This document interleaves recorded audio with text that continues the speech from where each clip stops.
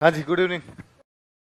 आइंदा से कोई टीचर आए ना तो खड़ा होना है ना तालियां बजानी है। नेता की सभा थोड़ी है ना। आप यार RSI की तैयारी करने वाले लोग, और ये खड़े होना नीति मास्टर को इज्जत देना नहीं, स्कूल में छोड़ दी।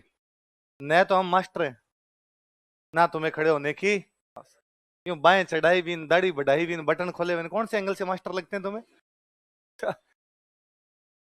और गुरु वाली भावना भी आपने नहीं लानी। आपने फीस जमा करवाई इसलिए पढ़ा रहे हैं, है ना। कई बार स्टूडेंट कहता नहीं सर आप गुरु हो, गुरु बहुत बड़ा होता है ऐसा कुछ ही नहीं है इधर, है ना। फीस देता है वो पढ़ता है, फीस नहीं देता वो पढ़ता नहीं, तो वो बात भी नहीं। आप ग्राहक व्यापारी, आपको अच्छे से अच्छा पढ़ाएंगे हम, क्योंकि ग्राहकों की संतुष्टि हमारा परम है ना। तो आपने तो अच्छे से पढ़ना, आप सबसे अच्छा पढ़ोगे तो सबसे अधिक खुशी होगी ना कि खड़े होने तो तालियां वालियां नहीं बजानी अपने। चलो, तो आज पहला दिन ही है आपका। अच्छा, इतनी जल्दी क्यों आ गए? तो अभी तो वैकेंसी वगैरह ही नहीं है, क्या करने हैं इतनी जल्दी आप? हैं? अगली वैकेंसी के लिए? है कब आएगी अगली वैकेंसी? 2 साल बाद? और सिलेबस चेंज हो गया तो? RBC का देखो भाई साहब, तब हम 2 सब्जेक्ट लगाएंगे, फिर क्या करोगे? नहीं करेगी ऐसा? इतना धोखा नहीं करेगी RPC आपके साथ? चलो फिर आपको ठीक है। नहीं नहीं, सही तरीका तो यही होता है कि जब वैकेंसी आए तब तक अपना सिलेबस कंप्लीट हो जाए, है ना। सबसे अच्छी पढ़ाई वही होती है। इस बार भी हमारे कुछ बैच ऐसे थे जो वैकेंसी आई उससे 3-4 महीने पहले कंप्लीट हो गए थे, तो उन बच्चों को 4 महीने तो केवल रिविजन करने का ही मिला। एक बच्चा 4 महीने पहले पढ़ाई में लगता है कि पेपर दूंगा, एक कहता है मैंने पढ़ लिया अब मैं रिविजन करूंगा, आगे रहेगा। ऑब्वियसली बात है वो दूसरे वाले की तुलना में आगे रहेगा, तो ठीक रहता है। और सबसे अच्छी पढ़ाई वो ही होती है जो शांति काल में की जाती है। आप शांति काल में हो, जो शांति काल में जितना अधिक पसीना बहाता है, युद्ध काल में उसको उतना ही कम खून बहाना पड़ता है। वरना फिर पेपर के टाइम में मारा मारी रहती है, फिर उसको ये भी नहीं समझ में आता क्या पढ़ लूं क्या छोड़ दूं, कितना पढ़ूं कितना ज्यादा पढ़ूं कितना कम पढ़ूं। अभी ठीक है, आराम से धीमे धीमे धीमे धीमे अपनी चीजें हो भी जाती है, याद भी हो जाती है। थोड़ी बहुत याद नहीं भी होती मान लो कोई सब्जेक्ट, तो जब बाद में जब रिवीजन का टाइम आता है उसके साथ साथ में रिवीजन हो जाता है। वरना फिर लास्ट टाइम में जो पेपर सिर पे होता है तब या तो पढ़ लो या रिवीजन। फिर हम उसको कहते हैं तुझे करंट भी पढ़ना चाहिए, वो कहे मैं करंट खुद पकड़ भले ही लूंगा अब बिजली के तार पकड़वा दो मेरे को। मैं यार भाई, हम जब पेपर के दिनों में कोई बैच बनता है हम उसको कहते हैं हम तेरे को 8 घंटे पढ़ाएंगे, हम तेरे को 10 घंटे पढ़ाएंगे। अब वो 10 घंटे तो हमारे पास ही बैठा रहता है। 10 घंटे बाद उसकी न तो हिम्मत बचती है यहाँ से खड़े होने की, नहीं। और ज्यादातर तो ये कहता है आप गोदी लेके छोड़ सकते हो तो छोड़ दो, मैं फीस और दे दूंगा आपको पर मेरे से घर जाने की हिम्मत बची मेरी अब नहीं। पर आपके थोड़ा ठीक है, हम शुरुआत में तो 4-4 घंटे क्लास ही चलाते हैं, बाद में 5 या 6 घंटे कर भी देते हैं। तो भी एक सब्जेक्ट ऐसा होता है जो अपने कम टाइम में रिवीजन हो जाए, ऐसा कुछ सब्जेक्ट रखते हैं हमेशा। तो धीरे धीरे चीजें हो जाएगी साथ में। करंट वगैरह पढ़ने का भी टाइम मिल जाता है, हम भी बता देते हैं यार ये करंट में चल रहा है, ये पढ़ लेना ये कर लेना। उस समय हमारे भी माथा बची रहती है, अगर जैसे तैसे करके अपना सब्जेक्ट खत्म कर दे। भाई मैं यदि करंट भी बताने लग गया तो मैं मेरा सब्जेक्ट नहीं कर पाऊंगा, मैं नहीं कर पाया तो अगला टीचर कैसे करेगा, मैं ज्यादा टाइम खा गया तो उसका वाला टाइम कम पड़ जाएगा। तो माथा बच्चे की सी हालत रहती है। आप एकदम सही निर्णय पर हो कि आप उस समय हो जब वैकेंसी के आसपास चीजें भी, ये पूर्ण शांति काल है कि भाई एकदम ये वैकेंसी चल रही है, अभी तो इसका मेंस होगा इसका इंटरव्यू होगा तब जाके आएगी। कम से कम साल 1.5 साल की प्रोसेस तो है, 1.5 साल बाद में आती है, इतने में 1.5 साल में अपना बैच कंप्लीट हो जाता है, लगभग 18 महीने में अपना बैच कंप्लीट कर लेते हैं। बस ठीक है, उसके बाद आए। और अपने तो यही दुआ करनी है कि 18 महीने तो मरी नहीं आए। 18 महीने जब तक हम तैयारी कर रहे हैं तब तक कोई भी वैकेंसी, क्योंकि जिस दिन वैकेंसी है उस दिन प्री और मेंस दोनों की तैयारी हमारी हो जानी चाहिए, है ना। इसको आप अलग अलग करके नहीं पढ़ सकते कि हम प्री का अलग पढ़ेंगे मेंस का अलग पढ़े। पढ़ाने को हम भी पढ़ाते हैं, हमने प्री को अलग पढ़ाया मेंस को अलग पढ़ाया, जो परिस्थिति होती है उनके अनुसार पढ़ाते हैं। पर फिर भी ये तैयारी साथ की है, इसको आप अलग अलग नहीं कर सकते कि सर प्री प्री वाला पहले पढ़ा दो मेंस मेंस का बाद में पढ़ा दो ना। सब एक साथ पढ़ लिया जाए, ताकि जिस दिन हम प्री का पेपर दें तब तक हमारा पूरा सिलेबस हो चुका हो। तो जब प्री का पेपर दिया, अब प्री का पेपर जैसे मैं अभी बताता हूँ, अभी जो मेंस के बीच में बच्चे आ रहे हैं 2 प्रकार के बच्चे हैं। एक वो जिन्होंने मेंस का पहले ही पढ़ लिया था, एक वो जो मेंस का पढ़ेंगे। जो अब मेंस का पढ़ेंगे वो 800 नंबर की तैयारी कर रहे हैं, 800 नंबर का पेपर 800 नंबर की तैयारी कर रहे हैं। जिन्होंने मेंस का पहले पढ़ लिया था वो तैयारी कर रहे हैं केवल 450 नंबर की, क्योंकि 350 नंबर का उनका पढ़ा हुआ है। History polity economy geography science 5 subject हैं जो प्री में भी आते हैं मेंस में भी आते हैं। मेंस में 5 सब्जेक्ट 70-70 नंबर के आते हैं, तो 17 to 5 किया तो कितना हो गया 350, 350 का तो उनको आता है। उसका उनको केवल रिवीजन करना है, बाकी 450 का पढ़ना है। बाकी जो लोग हैं उनको 800 का 800 पढ़ना है। एक बंदा, आप दौड़ कर रहे हैं, मुझे आप कहोगे सर यहां से लेके वहां तक की दौड़ करवानी है, उसमें एक दो बंदे तो यहीं खड़े हैं, तीसरे बंदे को मैंने उस स्क्रीन से भी आगे खड़ा कर रखा है, वो भी सी बात है ना, उसके पास में एज। अब या तो आप इतने तेज दौड़िए कि उससे आगे निकलिए, वरना वो हमेशा आपसे आगे रहेगा, आप कभी भी उसको डिफीट कर नहीं पाएंगे। तो ये बहुत सही टाइम होता है कि हम उस समय तैयारी शुरू करें जब वैकेंसी आसपास ही नहीं हो, जब शांति काल चल रहा हो एकदम। तो मैं अब देखता हूँ कि किसी टाइम में, और आजकल आप बच्चे सारे बहुत अवेयर हो गए, मुझे खूब ही अच्छा लगता है, किसी टाइम में हम कोचिंग वाले वैकेंसी का वेट करते हैं, यार वैकेंसी आएगी तो बैच बनेंगे, भाई बच्चे पढ़ने कम आएंगे, वैकेंसी आएगी, वैकेंसी आ गई, तब गांव से निकल निकल के सब बरसाती मेंढकों की तरह आया करते, वैकेंसी आगे तैयारी करते हैं, वैकेंसी आगे तैयारी करते हैं, तो हमें लगता है वैकेंसी आएगी बैच बनेंगे, बैच बनेंगे तो अपने पास पैसे आएंगे।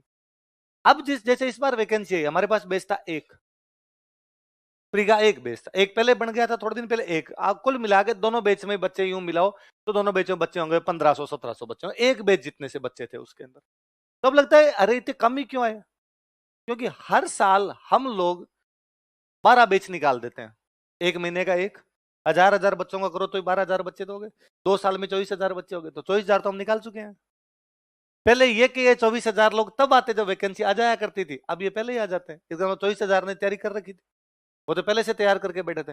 और ये 24,000 तो वो है जिन्होंने इस बार तैयारी की थी, कुछ जो पिछले 20,000 वो होंगे जिन्होंने पिछला मेंस दिया था पर मेंस में फेल हो गए थे, वो वापस लगे हुए थे इसके अंदर। इसलिए अब एक पूरा एटमोस्फियर तैयार रहता है जिसके अंदर खूब सारे लोग इस तैयारी के अंदर होते हैं, आपको भी उसका फायदा ही मिलता है। आपके आसपास में से लोग मिलेंगे जिन्होंने पिछली बार प्री पास कर लिया था, मेंस पास कर लिया था, ठीक रहता है।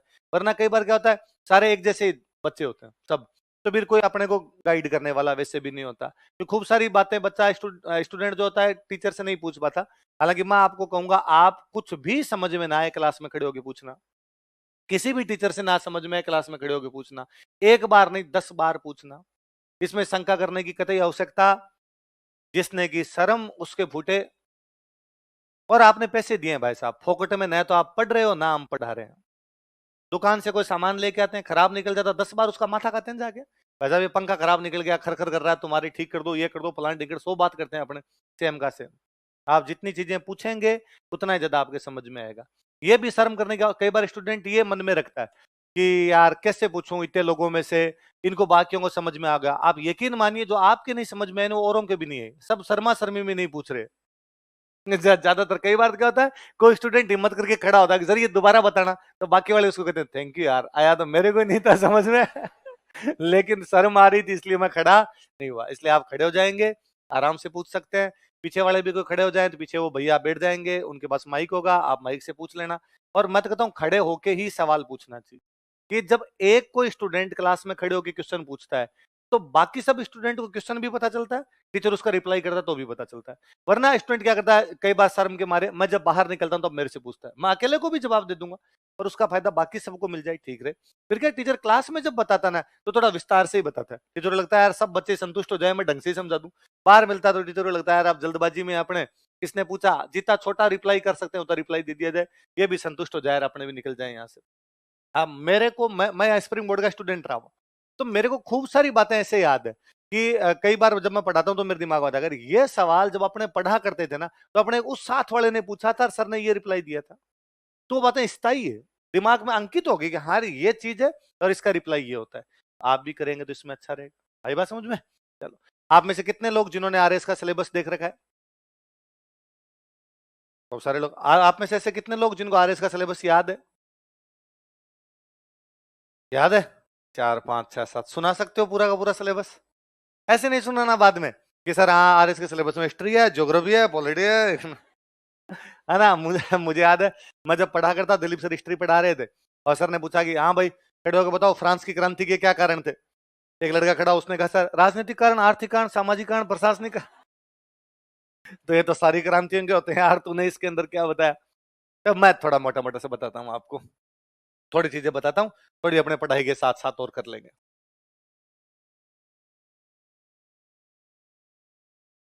अपने प्री के अंदर 5 सब्जेक्ट हैं, history, polity, economy, geography, science. 2 subject और है, मैथ्स और रीजनिंग। करंट पूछते हैं हम, वैसे हम एक एज ए सब्जेक्ट नहीं पढ़ते, पर करंट भी पूछा जाता है, तो करंट भी आता है। ये मेंस में नहीं पूछते हो, कदे मेंस में नहीं पूछेंगे।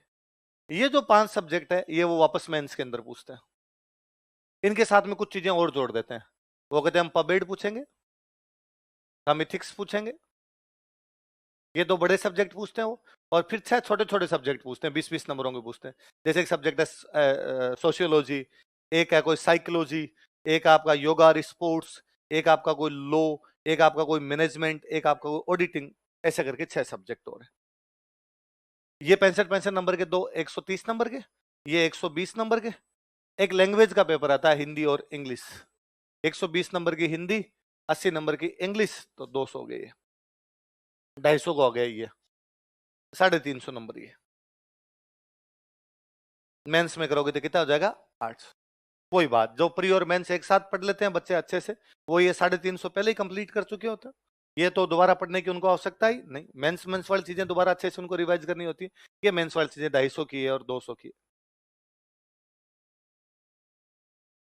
हम जब पढ़ेंगे तो हम ये सारी चीजें एक साथ लेके पढ़ेंगे, 800 का एक साथ ही लेके पढ़ते हैं, तो चीजें कुल मिला के सारी हो जाती है। हम ऐसा कतई नहीं करते कि हम प्री प्री वाला पहले पढ़ लें और बाद में मेंस मेंस वाला पढ़ लें, फिर वो हो भी नहीं सकता। ऐसे आप इनको सेपरेट कर भी नहीं सकते, ये इतना प्री का इतना मेंस का, चीजें मिली जुली सी होती है।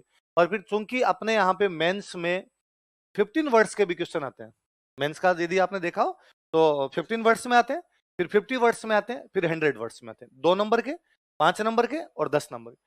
अब 2 नंबर का क्वेश्चन तो अपने आप में फैक्ट है ना, कुंभा के पिता का नाम क्या था, ये प्री में भी पूछ सकते हैं, मेंस में भी पूछ सकते हैं। यही प्री का, यही मेंस का, इसमें अब कोई भी अंतर नहीं। हल्दी घाटी का युद्ध कब तथा किसके बीच हुआ था, प्री में भी पूछ सकते हैं, मेंस के अंदर पूछा जा सकता है। हवा महल का निर्माण किसने किसके द्वारा करवाया था, प्री में पूछा जा सकता है, मेंस में पूछ सकते हैं। नासिरुद्दीन किसके दरबार में था तथा उसने कौन सा चित्र बनाया था, प्री में पूछा जा सकता है। इसलिए आप अलग अलग इनको नहीं कर सकते, प्री में भी आएंगे और मेंस में भी आएंगे। ये तो मोटा मोटा सा ये आपने अपने कोशिश ये रहती है कि ये जो बड़े बड़े सब्जेक्ट हैं ये सब्जेक्ट तो चलते ही रहे, ताकि ये प्री और मेंस दोनों में काम आए। इधर वालों में से कोई एक आधा लेके चलते रहे, ताकि साथ में थोड़ी थोड़ी अपने केवल जो मेंस की तैयारी वो भी होती रहे। पूरी तरीके से यूं ना छोड़ दें कि हम बाद में इनको पढ़ेंगे, तो साथ साथ में दोनों पढ़ते रहे, थोड़ा ठीक रहता है। ये जो आपके 5 बड़े सब्जेक्ट हैं, हिस्ट्री, पॉलिटी, इकोनॉमी, ज्योग्राफी, इसमें साइंस को थोड़ा छोड़ दीजिए। बाकी ये वाले 4 जो बड़े सब्जेक्ट है, इन चारों में एक बहुत बड़ा पोर्शन है राजस्थान का। किसका है? जब आप हिस्ट्री पढ़ेंगे तो आप 4 प्रकार की हिस्ट्री, 5 प्रकार की हिस्ट्री पढ़ेंगे। प्री में आप 4 की पढ़ेंगे। आप इंडिया की हिस्ट्री को 3 भागों में बांट के पढ़ेंगे, प्राचीन भारत, मध्यकालीन भारत, आधुनिक भारत। 3 तो ये हो गया, एंशियंट, मिडिवल, मॉडर्न। एक आप पढ़ेंगे राजस्थान की हिस्ट्री, एक आप पढ़ेंगे वर्ल्ड हिस्ट्री, पर वर्ल्ड हिस्ट्री केवल मेंस में, बाकी वाले 4 इसमें। फिर आप जैसे पॉलिटी पढ़ेंगे तो पॉलिटी आप वापस पढ़ेंगे, राजस्थान की पॉलिटी, इंडिया की पॉलिटी, वर्ल्ड पॉलिटी। आप कहेंगे सर वर्ल्ड पॉलिटी क्या होती है? आईआर। वर्ल्ड पॉलिटी क्या होती है? दुनिया की राजनीति में क्या चल रहा है, ये तो आईआर है। कौन से देश के साथ क्या संबंध है, कौन सा देश किस पे हमला कर रहा है, कौन सा देश कौन से संधि कर रहा है, ये इंटरनेशनल रिलेशन है पूरे के पूरे। पर वो केवल मेंस में, वो प्री में नहीं। वर्ल्ड हिस्ट्री मेंस में, आईआर भी किसका? मेंस। फिर जैसे इकोनॉमी आ गया, इकोनॉमी वापस आप राजस्थान की इकोनॉमी, इंडिया की इकोनॉमी, वर्ल्ड इकोनॉमी। आप पुनः पूछेंगे सर वर्ल्ड इकोनॉमी, आप पढ़ेंगे डब्ल्यूटीओ, वर्ल्ड ट्रेड ऑर्गेनाइजेशन। आप पढ़ेंगे आईएमएफ, इंटरनेशनल मॉनिटरी फंड, अंतरराष्ट्रीय मुद्रा कोष। आप पढ़ेंगे डब्ल्यूबी, वर्ल्ड बैंक, विश्व बैंक है, या इस प्रकार के जो भी समझौते किन्हीं देशों के बीच में होते हैं, वो सारी चीजें पढ़ेंगे। जियोग्राफी, आप राजस्थान की जियोग्राफी पढ़ेंगे, आप इंडिया की जियोग्राफी पढ़ेंगे, आप वर्ल्ड जियोग्राफी पढ़ेंगे। पर ये इकोनॉमी और जियोग्राफी, इसमें फिर सारा का सारा प्री में, सारा का सारा मेंस में। हिस्ट्री कहती है कि भाई वर्ल्ड हिस्ट्री प्री में नहीं पूछेंगे, केवल मेंस में पूछेंगे। पॉलिटी कहते हैं आईआर प्री में नहीं पूछेंगे, आईआर केवल किस में पूछेंगे? मेंस। पर फिर भी आईआर का एक आधा क्वेश्चन प्री में भी पूछ लिया जाता है। भाई ये करंट का क्वेश्चन भी तो बन जाए ना, इजराइल की किस देश के साथ लड़ाई चल रही है, ये तो करंट बन गया। मेंस में पूछे तो पूछे इजराइल फिलिस्तीन संबंधों पर एक बड़ा लेख लिखो, सेम का सेम उसने किसका बना दिया? मेंस का। तो दोनों तरफ आ सकता है, तो अपने को दोनों चीजें मिला जुलो की पढ़नी है, एक साथ अलग अलग करने की आवश्यकता नहीं। आज से मेरी एक बात गांठ बांधना, आप भले एडमिशन ले भले ना ले, आप भले यहां से तैयारी करें या ना करें, और कहीं से करें, सेल्फ करें, जो करें, यदि आप सिविल सर्विस की तैयारी करते हैं तो आप डेली अखबार पढ़िए। यदि आप अखबार नहीं पढ़ते हैं, डेली दिल्ली का अपडेट नहीं है आपके पास, इसका मतलब आप तैयारी तो नहीं कर रहे और कुछ भी कर सकते हैं। स्टूडेंट इस मामले में इतना आलसी हो चुका है कि वो वेट करता है कि जब 1 महीना खत्म हो जाएगा तब इस महीने की मैगजीन आएगी 10 रुपए की, मैं वो मैगजीन लाके पढ़ूंगा। करंट डेली का डेली पढ़ा जाना चाहिए। आज देश दुनिया में क्या हुआ ये आज पता होना चाहिए ना अपने को। पर मुझे लगता है ये अपने वाली पीढ़ी मान लीजिए जो इस मामले में बड़ा यूं अजीब सा निकल गई है। आप में से ज्यादातर जो ग्रामीण बच्चे होंगे थोड़ा सा याद कर लीजिए, आज के 10 एक साल पहले की यदि घटना आपको किसी को याद हो, 10-15 साल पहले की, दिल्ली सब घरों में गांव में मेरा सुना हुआ 8:45 रेडियो ऑन हो जाया करता कि 8:45 बीबीसी की खबरें आया करती और 8:45 से 9 बजे तक 15 मिनट के लिए पिन ड्रॉप साइलेंस होता। और उन 15 मिनट की खबरों में हर कोई गांव वाला उनको कान लगा के सुनता कि यार बीबीसी पे क्या खबरें आ रही। वो खबरें भले किसी प्रकार की होगी, भाई कारगिल में लड़ाई चल रही है, सरकार चेंज हो गई, अमेरिका के साथ समझौता हो गया, ये वहां पर भूकंप आया गया। अगले दिन लोग गांव में चर्चा ही और करते ही यार वहां पर ये बात होगी। मतलब अनपढ़ से अनपढ़ आदमी को आईआर और करंट दोनों की जानकारी थी। अंग्रेजों की एक टिप्पणी है 1905 में जापान रूस को हरा देता है। कौन किसको हरा रहा है? जापान रूस को 1905। भारत का उससे कोई भी लेना देना। एक अंग्रेज अपनी बुक में लिखता है कि बड़ा अचंबा है कि भारत के हर गांव में पता है कि जापान ने रूस को हरा दिया। हमारा गांव का एक ग्रामीण बुजुर्ग व्यक्ति भी इसकी चर्चा कर रहा था कि यार जापान ने किसको हरा दिया। इसका अपने बड के सारे करंट के प्रति बड़े अवेयर थे। सौगन खाइए करंट की, मैगजीन से तो करंट पढ़नी नहीं है। क्यों एक महीने वेट करें कि एक महीने बाद मैगजीन आएगी, 10 रुपए ग्राम लेके आएंगे? क्योंकि बाजार इस बात को जानता और समझता है कि आप आलसी हो, इसलिए वो मैगजीन निकलती है। किसको पता है? उस मैगजीन वाले को विश्वास है कि आप मरे नहीं पढ़ोगे अखबार, इसलिए वो एक महीने के अखबार की चीजें मैगजीन के अंदर लिखता है, आपको दे देता है। मैं कई बार हंसता हूं यार, मैगजीन जब लाते हैं या कोई, आज मुझे एक स्टूडेंट कह रहे थे कि सर हम ना आधे घंटे का एक कोई ऑनलाइन जो है वो सुन लेते हैं कहीं से, करंट सुन लेते हैं, करंट का एक कोई हमने ऐप डाउनलोड कर रखा, ऐसा कुछ भी वो मुझे बता रहे थे। तो मैं बता रहा था उनको कि यार जैसे मैं भी मान लो करंट पढ़ाता हूँ, मतलब मैं पढ़ा दूं करंट या कोई सर पढ़ाते होंगे या मैगजीन वाला, तो क्या लिखता है? जब मैगजीन आई कोई, तो मैगजीन में मान लो इजराइल फिलिस्तीन के बीच में एक मामला चल रहा है, तो मैगजीन वाला लिखता है हाल ही में इजराइल तथा फिलिस्तीन के बीच में ये मामला हो गया, ये हमास नाम का एक ग्रुप है, इसने इधर हमला कर दिया, इधर एक इनकी एजेंसी है मोसाद, उसने ये कहा, उनका एक राष्ट्रपति नेतान्यू उसने ये कह दिया। ऐसा ही कुछ आता। मतलब 5 लाइनों में, 6 लाइनों में या 10 लाइनों में उसने वो लिख दिया पूरा। कितना हो सकता है? जितना बड़ा उतना मैटर लिख देगा। मैगजीन वाला चाहेगा जितनी चीजें वो समराइज करके डाल सकता है उतनी चीजें डाल देगा। आप उस मैगजीन को एक बार पढ़ते हैं, एक बार उसको पढ़ लिया आपने। मैं तो आप अखबार पढ़िए, 20 दिन डेली सेम बातें पढ़ेंगे। पहले दिन आएगी और आज फिलिस्तीन ने किया इजराइल पर हमला, अगले दिन वापस कुछ कुछ नहीं, इजराइल ने कहा कि हम करेंगे जवाबी कार्रवाई, अगले दिन वापस आएगा गाजा पट्टी को करवाया जाएगा खाली, अगले दिन वापस आएगा भारत के प्रधानमंत्री ने कहा कि युद्ध बंद होने चाहिए, इजराइल फिलिस्तीन के बीच शांति संबंध स्थापित होने चाहिए, अगले दिन वापस आएगा ऋषि सुनक ने कहा हम इजराइल के साथ खड़े हैं। 10 दिन तक आदमी सेम सेम बात पढ़े फिर तो याद होना। एक चीज को एक बार पढ़े और एक चीज को 10 दिन लगातार पढ़े। मेरे को हमेशा वे स्टूडेंट ज्यादा याद रहते हैं जिन्होंने क्लास में मेरा ज्यादा माथा खाया होगा। क्यों 10 बार खड़ा हो गया क्लास में, तो मेरे को नाम नहीं शक्ल पक्की याद होगी कि ये फलाने बेच का है। एक स्टूडेंट ऐसा जिसको मैंने वो क्लास में खड़ा हो कभी क्वेश्चन पूछा नहीं, वो आता तो मैं पूछता ही हूँ यार पहली बात तो मेरे शक्ल ही ध्यान में नहीं आ रही, शक्ल आ गई तो मेरे बेच ध्यान में नहीं आ रहा यार, कुछ ऐसा तेरे जैसा कोई स्टूडेंट बैठता है पर तू उसी बेच का है क्या? और इसने माथा खा रखा, मुझे याद है इसने 15 क्वेश्चन पूछे अपने से, दिल्ली खड़ा हो जाता है। और ये कारण कि वो बार बार मेरी दिमाग में आ रहा है। मैं कहता हूं अपने से कोई भी अपना नाम पूछता है कि तुम्हारा नाम क्या है, कभी ऐसा हुआ कि आपके साथ आपने कहा भूल गया क्या नाम था, है तो सही मेरा नाम कुछ, पर अभी मेरे याद नहीं आ रहा है, जबकि हम कई बार बहुत पुराने किसी दोस्त का नाम भूल जाते हैं। और अपने किसी से बात करते कहते अरे यार वो मामा जी वाले बेटे क्या क्या नाम था यार, क्या नाम है, क्योंकि उसका नाम हम बार बार नहीं बोलते। खुद का नाम इतनी बार बोल रहे होते हो आप कि कोई नींद में थप्पड़ मार के उठाए तो अगर तो मैं फलाना हूं। रिवीजन, इसलिए चीजें तभी याद हो पाएगी जब उनका बार बार क्या होगा, इसलिए अखबार की तो हैबिट ही डाल दी। फिर स्टूडेंट कहता है सर कौन सा अखबार पढ़ूं, जो अच्छा लगे वो, जिसमें भले फोटो आते हो वो, जो चीखना ज्यादा लगे हाथ फेरने से वो, कोई फर्क नहीं पड़ता इससे कि कौन सा अखबार पढ़ें, क्योंकि न्यूज आनी तो एक जैसी है। कि यदि इजराइल ने फिलिस्तीन के साथ युद्ध किया है और भास्कर ने ये छापा है, तो ऐसा नहीं है कि पत्रिका का देगा हम वो नहीं छापेंगे जो भास्कर छाप रहा है, हम इजराइल को इंग्लैंड पे हमला दिखाते हैं, इधर क्यों दिखाएं, इधर दिखा देते हैं हम, ऐसा नहीं होगा ना। यदि मोदी जी ने इटली की यात्रा की है तो भास्कर इटली लिखेगा तो पत्रिका भी इटली, वो ये थोड़ी जर्मनी कर देते हैं।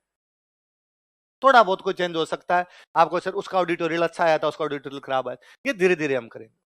एक बार न्यूज पढ़ने की हैबिट डाली जाएगा, डेली अखबार पढ़ना। हैबिट ये भी डाली जाएगा, अखबार डेली रात को पढ़ना है, कभी सुबह सुबह उठते ही नहीं पढ़ना। सुबह सुबह अखबार कलेक्टर साहब पढ़ते हैं, आप कलेक्टर साहब बनोगे, अभी तक बने। होता यह है कि यदि हम सुबह सुबह अखबार पढ़ लेते तो अखबार की सारी न्यूज पूरे दिन हमारे दिमाग में घूमती है, वो घटनाएं हमारे दिमाग के अंदर घूमती है, दूसरी चीजें हमारे दिमाग में नहीं जा पाती। हमारा उद्देश्य यह होना चाहिए कि पढ़ाई वाली बातें दिमाग में ज्यादा जाए, अखबार वाली दिमाग में ज्यादा ना जाए। इसलिए रात को 45 मिनट का समय तय किया जाए कि 45 मिनट तक अखबार पढ़ो, 45 मिनट बाद बंद कर दिया जाए, जितना पढ़ा गया ठीक है। धीरे धीरे आप समझ जाओगे 45 मिनट में कौन सा कितना कितना पढ़ना है। एक बार भले 45 मिनट में एक न्यूज पढ़ी गई, बस आज इतना ही पढ़ूंगा, नहीं पढ़ूंगा, कल देखो, दूसरे दिन आपको समझ आएगा। अगर ये जो ट्रेलर तथा टेम्पो की भिड़त में 5 मरे 2 घायल, इसको पढ़ने की कोई आवश्यकता है ना। सब्जी मंडी में उत्पात मचाते सांडों ने एक बुजुर्ग व्यक्ति को कुचला, ये अपने को पढ़ने की कोई आवश्यकता, तो आपके खुद के समझ में आ जाएगा ये पढ़ना है, ये नहीं पढ़ना, इतनी देर में पढ़ना है, इतनी देर नहीं पढ़ना। कोशिश ये भी की जाए कि जब भी आप कुछ भी कोई सब्जेक्ट पढ़े, भले अखबार पढ़े, आपके पास में रफ कॉपी और पेन पक्का रहे। यदि आप पढ़ते समय लिखते रहते हैं, इसका मतलब आपका कंसंट्रेशन बहुत अच्छा है। खाली पढ़ते पढ़ते कई बार ऐसा होगा आपके साथ कि आप पन्ना लेके बैठे, आप पढ़ रहे थे, आधे घंटे बाद आपको लगता है कि मैं तीसरी लाइन में ही हूं, क्योंकि मैं बीच में गांव जाके आ गया। 27 मिनट में गांव था बीच के अंदर, मैंने अगला पन्ना टटोला नहीं था। जबकि लिखते रहते हैं तो वो फिर पेन चलता, पढ़ा इधर, इधर लिखा, पढ़ा इधर, तो थोड़ा बैलेंस रहता उसका। तो ये हमेशा होना चाहिए। ये कोशिश की जाए कि हर 10-15 दिन में एक रफ कॉपी भर दे आप। भले वो करंट वाली बातें लिख लिख के भरी आपने साथ में, भले वो जो पढ़ रहे थे वो लिख लिख के भरा, या रिवीजन करते थे वापस उन चीजों को लिख लिया, कुछ भी रैंडम जो आपके दिमाग में वो लिखा जाए। और अखबार पढ़ने से आप ये भी सीखेंगे कि कौन सा शब्द कैसे लिखा जाता है। आप में से ज्यादातर को ऊ और ऊ की मात्रा नहीं लगानी आती। फिर ग्रामर वाला पेपर जो होता है, जो चौथा पेपर जो होता है इंग्लिश वाला, 200 नंबर का होता है, तो उसमें आपके नंबर आते हैं 57। जिनके अच्छे होते हैं उनके आते हैं 128। गैप कितना हुआ? लगभग 70 नंबर का। ये गैप पूर्ति कहां होगा? पिछली बार अपने यहां से पद्मा चौधरी मैम की टॉप 50 में रैंक आई, 24वीं या 25वीं रैंक, 21वीं रैंक है शायद उनकी, और उनके इस हिंदी इंग्लिश वाले पेपर में 150 नंबर है, 200 में से 150। मेरे एक रूममेट का इंटरव्यू कॉल नहीं हुआ, 2 नंबर से इंटरव्यू कॉल से चूक गए, 2-3 नंबर से इंटरव्यू कॉल से चूक गए। तो हमने कहा यार इंटरव्यू कॉल नहीं हुआ, इंटरव्यू कॉल नहीं हुआ। तो कैसे, कौन से पेपर में कम रह गए? तो उनका यार अब नंबर आएंगे तभी देखेंगे। नंबर आए तब देखा तो चौथे पेपर में उनके साथ 67 नंबर है, इतने से नंबर थे। तो उन्होंने मेरे को एक बात कहा कि यार ये जो पद्मा मैम है जिनके 150 नंबर आए हैं हिंदी इंग्लिश में, मेरे नंबर आए हैं 67, मतलब मैं इनसे 80 नंबर पीछे हूँ। उनके 148 है, मेरे 67 है। बाकी 3 पेपर में मेरे और इनके बराबर है। एक पेपर मुझे इंटरव्यू कॉल ही नहीं करवा रहा, एक पेपर उनको आरएस बना रहा है, प्रॉपर आरएस, टॉप 20 के अंदर।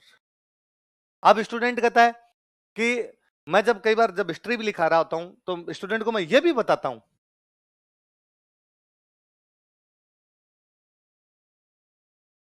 कि अलग अलग है, एक है तो यह है, एक से अधिक है ये। मैं लिखवाता हूं ये जसवंत सिंह के बेटे थे, वो लिखता है यह है, तो यह जसवंत सिंह के बेटे थे तो हो ही नहीं सकता ना, बेटे नहीं होगा फिर बेटा होगा। यह जसवंत सिंह का बेटा था, एक वचन है तो बेटे कैसे हुए? नाम ऊपर खुद नहीं तूने 2 लिख रखे हैं, तो फिर यह तो ये तो लगा था।